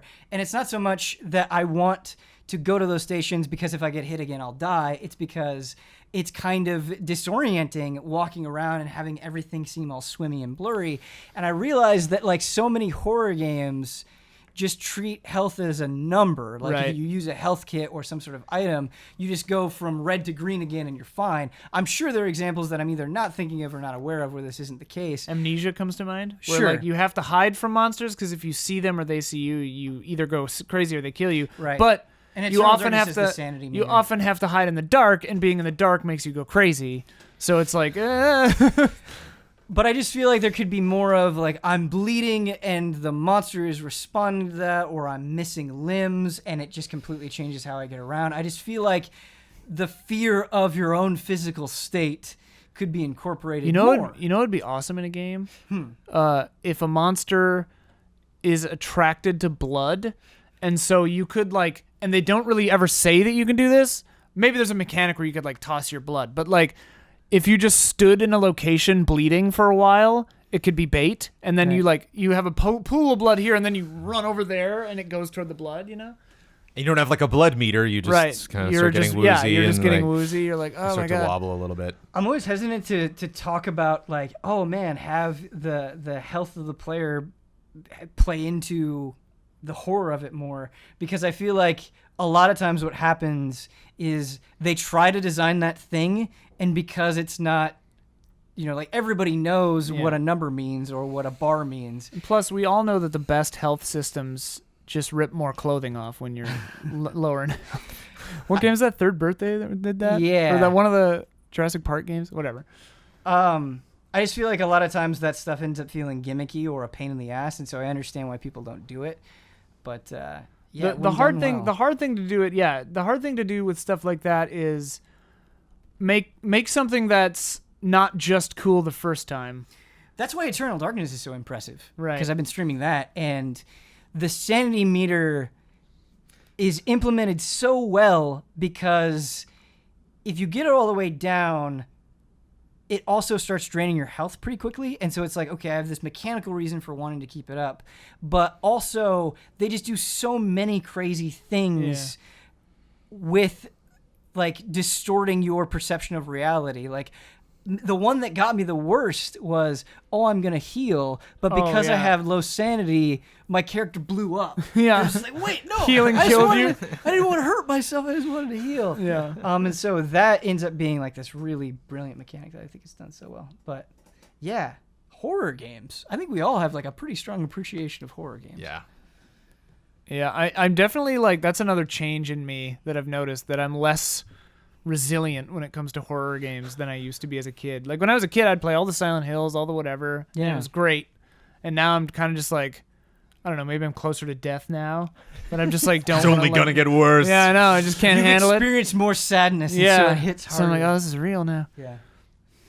Our last email comes in response to the previous Frame Trap, where we talked about how we felt about microtransactions in Assassin's Creed Odyssey. Love them. And this is Patrick's take. More, please. He says, on the most recent episode of Frame Trap, you discussed microtransactions in Assassin's Creed Odyssey, and the overall sentiment seemed to be that it didn't really affect the panel.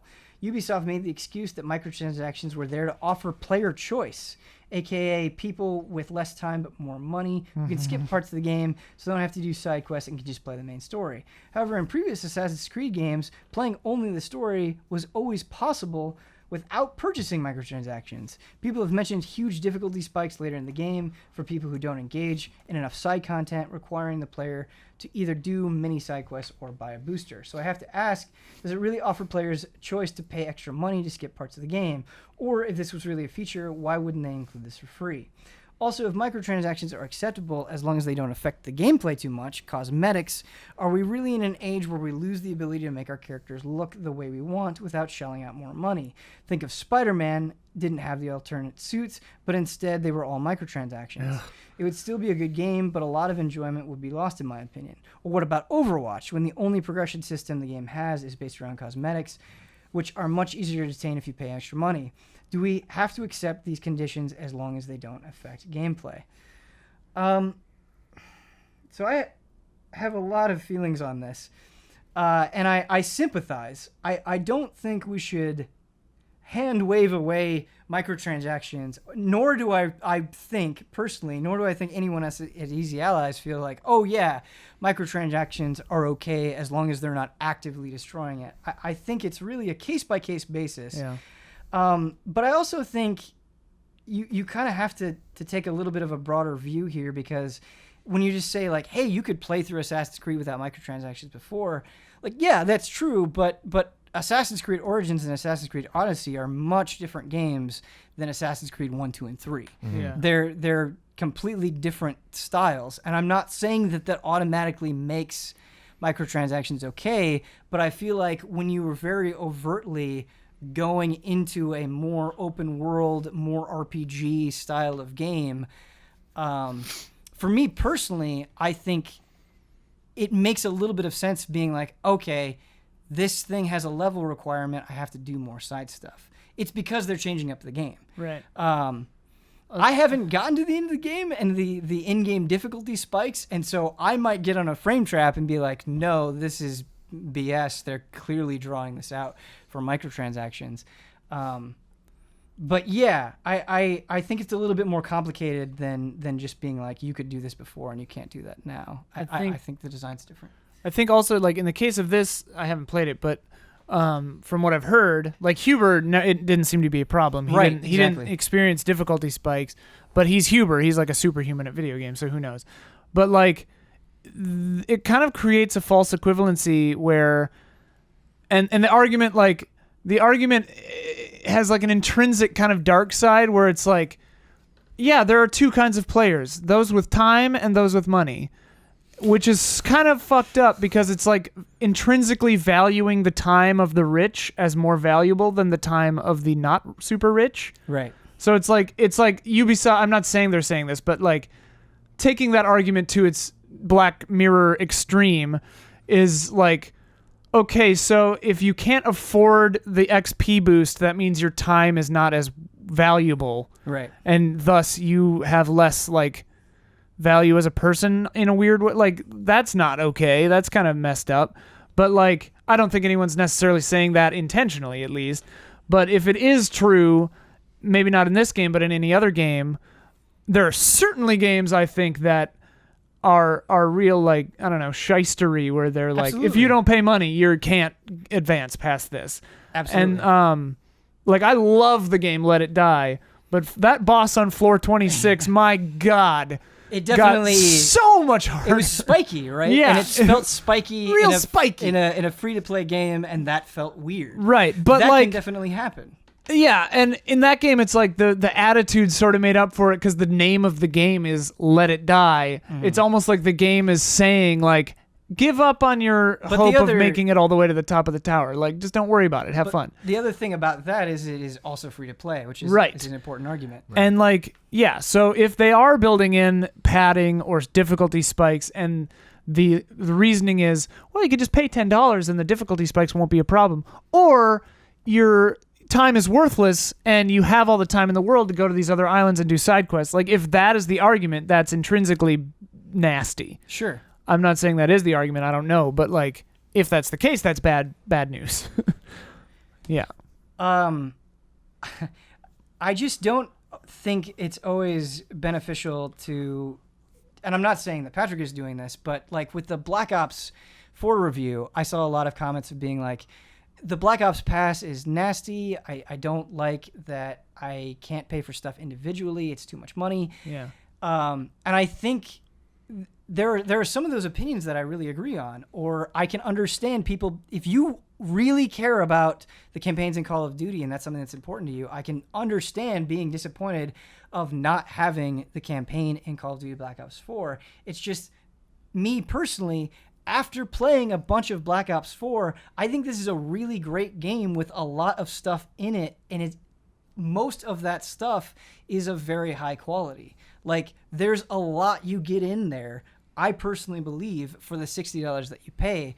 And so I just see this all or nothing approach sometimes, where it's like, you said you like this thing, but it also has this nasty thing attached to it. And it's Right. like, yes. So screw the whole thing. Right. And it's like, it's like people are not really willing to see any sort of nuance there. I think it's possible to not like the Black Ops Pass, but also still enjoy and recognize the good things that Black Ops 4 is doing. Those are not necessarily completely separated things. Two separate examples that I recently experienced was with $30 season passes. Because I remember back in my day, season passes were $19.99. Well, a lot of season passes are like $50. Right, and it's just like, Black Ops Pass is so $50, I was gonna, oh good lord,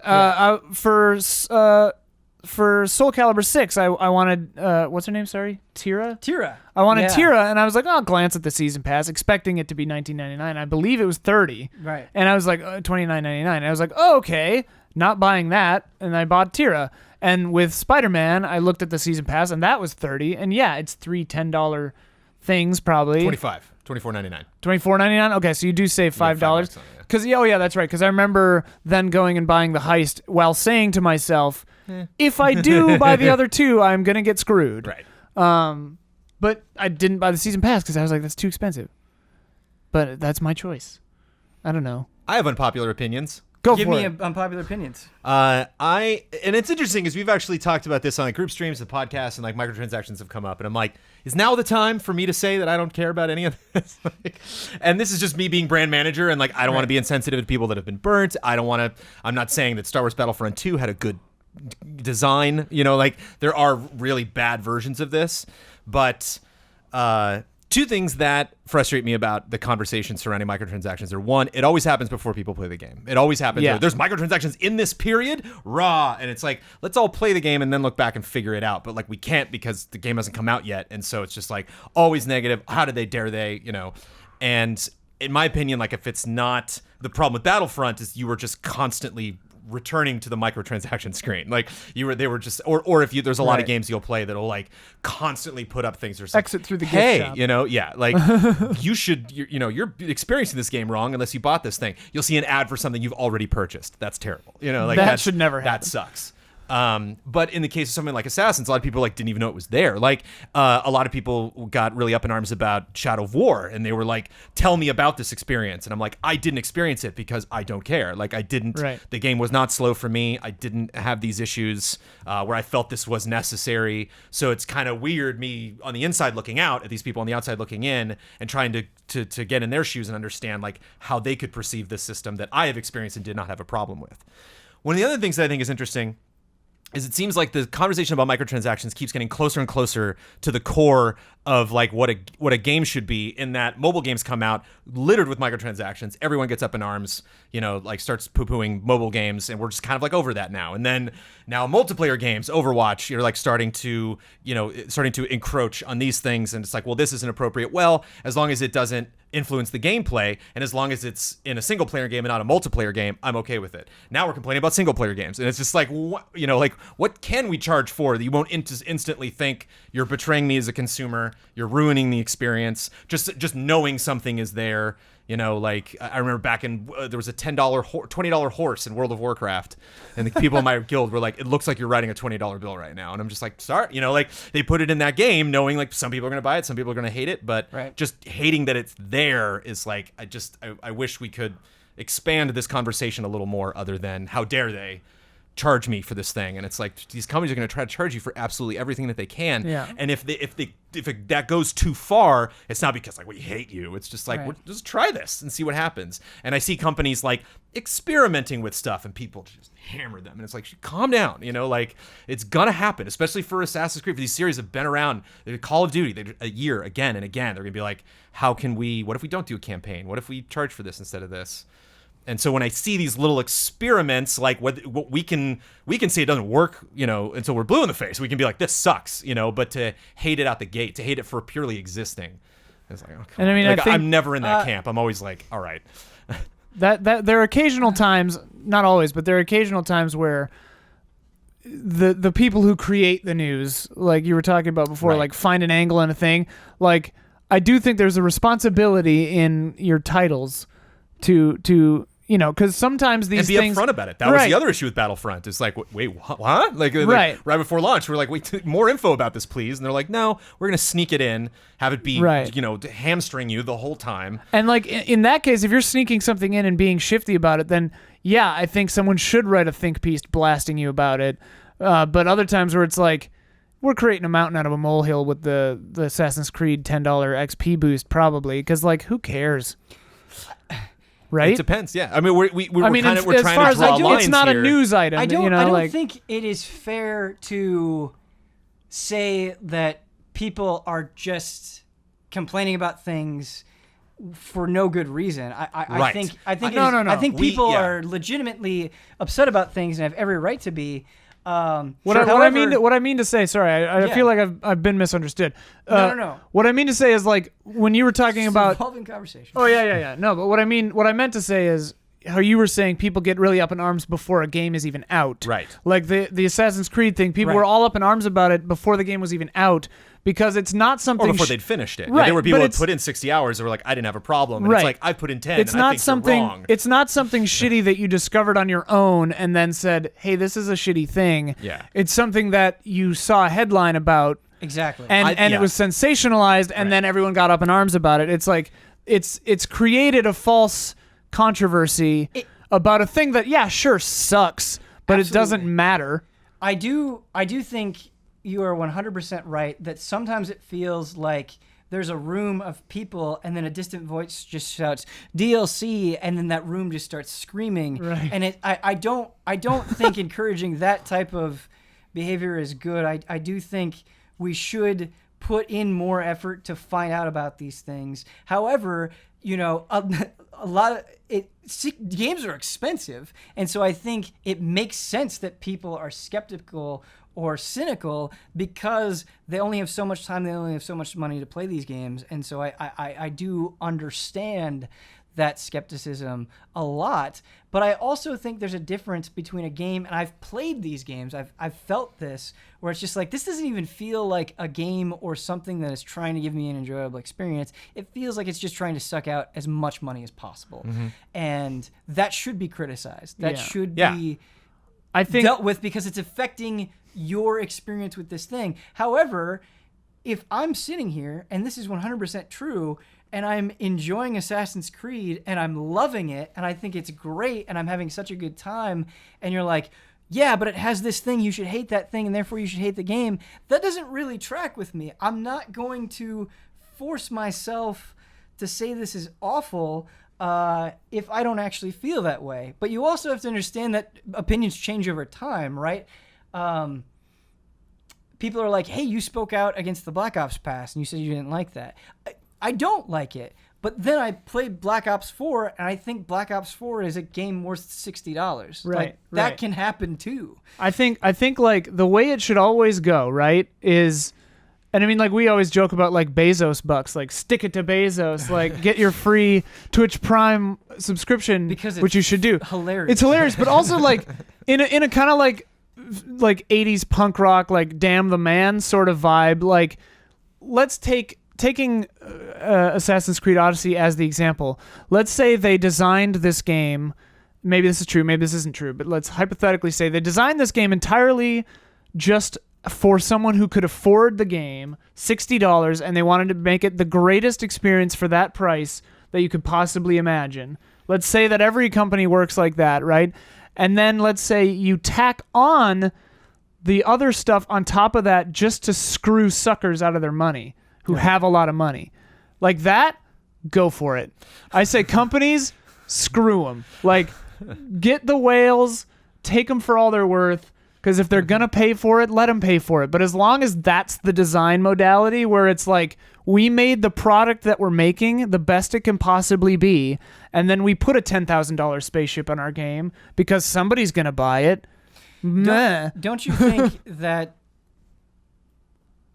is a little bit removed from how it actually happens, though? Because I think it is. I'm saying pie in the sky. That's how it probably should happen. Right.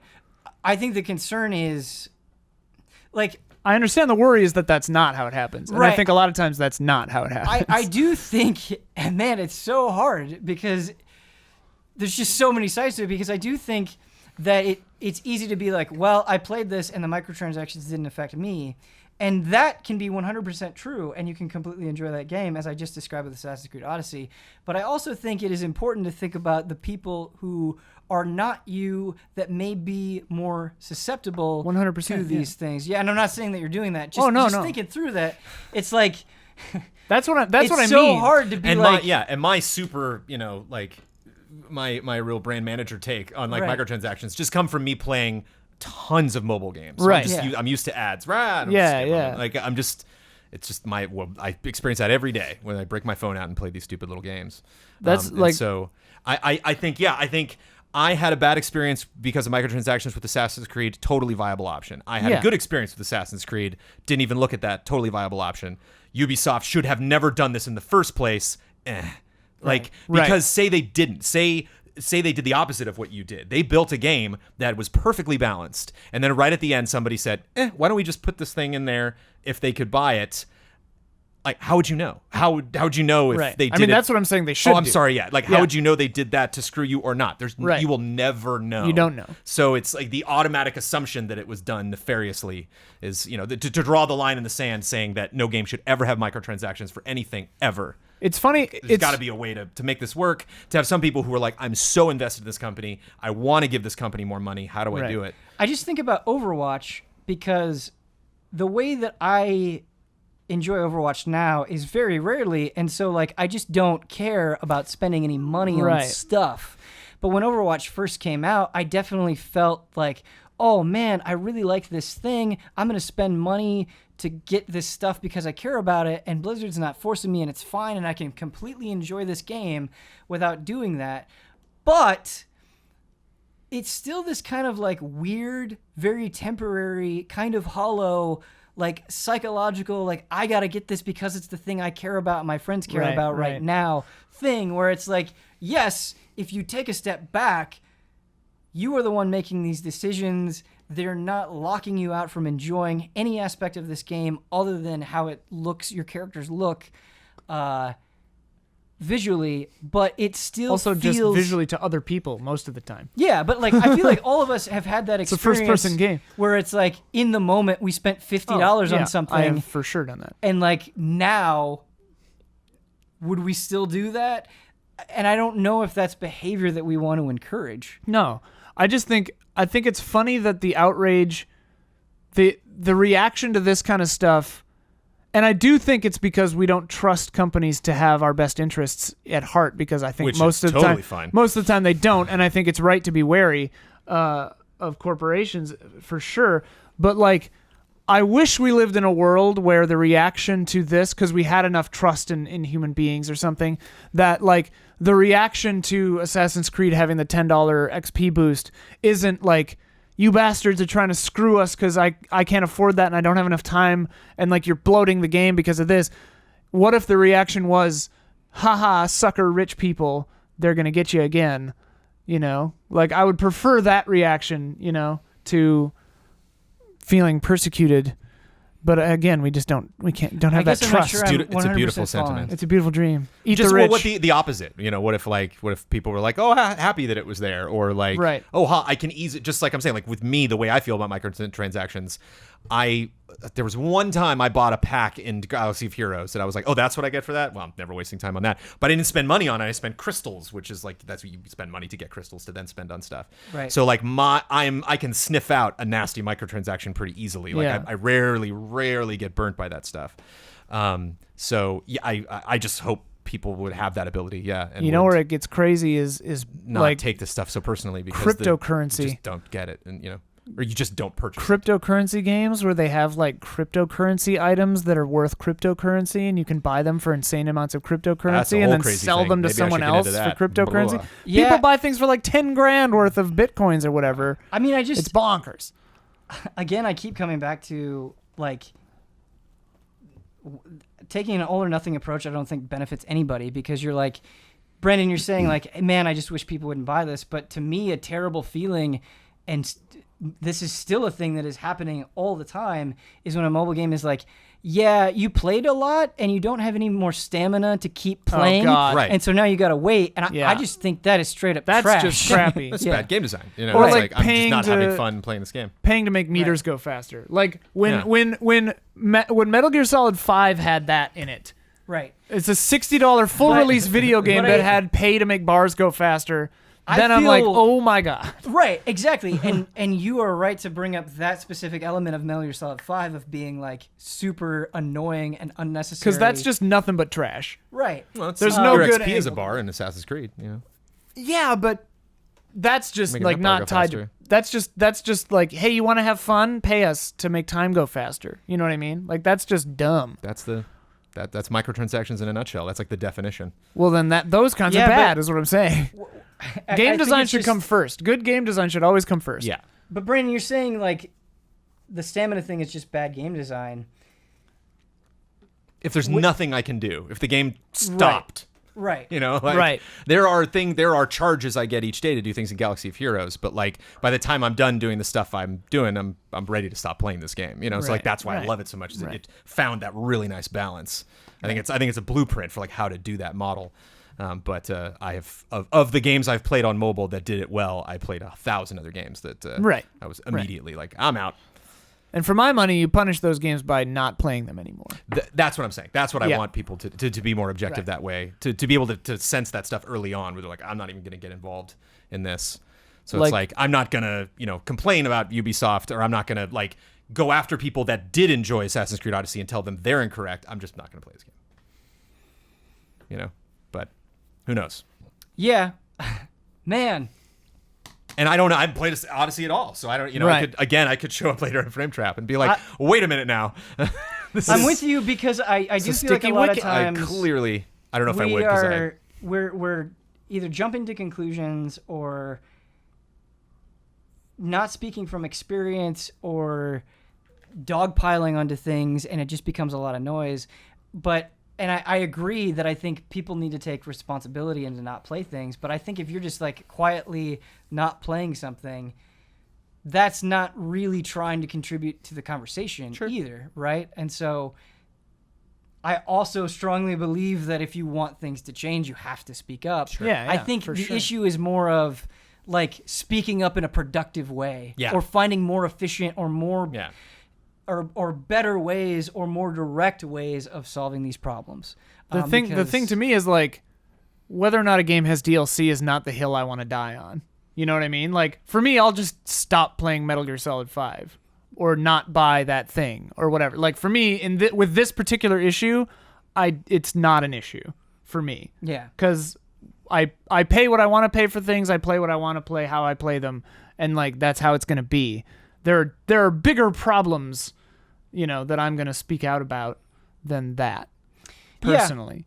I just like something that I really didn't like is when series that I cared about, they're like, we need to try to appeal to Western audiences more, and so we're going to farm these out to a bunch of developers. That gave us a glut of games that sucked. Yeah. And it's like, well, I want to talk about this because I think this is a bad move that is not just impacting this one game. Mm-hmm. And people did, and that's not happening in the same way anymore. And I hope, like, all the backlash about this DLC stuff, like Battlefront and all this, I think we're seeing minor changes, maybe. I don't know. Well, you're going to see, like I said, companies get creative with microtransactions. Right. They're going to try to screw you in smarter ways. And I guess I'm more concerned about the systems they create than the effort to create them. I don't like look at companies being like, how dare you? It's like, no, you just messed up with this. You just screwed with this. I'm more angry at EA for Battlefront for just the way they communicated it, not necessarily for the game that they made. You want to make a dumb Star Wars game people don't want to play, be my guest. But you're going to like be sneaky about it. And then you can speculate to their motivations, but you can react to their reactions, their direct responses to the problems, controversies. Yeah. Nice. If you want to email us and tell us what you agree and disagree with, what we're wrong on, what we're right on, all of that good stuff, please email askeasyallies@gmail.com. This has been a winding road of an episode. Thank you for joining me on this ride, Ian Higg. Nice to have you on again. It's been too long. It's been a while. It's my first Ian Frame Trap, I think. Yeah. Really? Yeah. I always end up getting passionate and saying things and then whatever. And Brandon, this I tried to get in more trouble than you this time. Thank you. I want to take all the heat. Jump from on this that grenade. episode. Oh, I doubt any one of us would take all the heat. I paint my nails sometimes. It's always going to be me. It's Just fine. be you. Just Yeah, you. You know I have Be an you. issue with that. I'm going to be me, You can eat it. Brandon, you've been doing double duty. This is you're on after being on the last episode. Yeah. That's no easy task. So thank you, Brandon. But twist my arm. Ben's like, you played Red Dead. I'm like, all right. Okay, I'll talk about Red Dead. Yeah. Dead. I'll walk out of my house and talk about Red Dead. And dear viewer, listener, thank you for listening to us talk about things, work through things, gush, cry, yell, all of that good stuff about video games. We do appreciate that you stick with us, that you support us, and that you voice your opinion. Again, if you would like to get that in there, it's askeasyallies@gmail.com, and we will see you next time.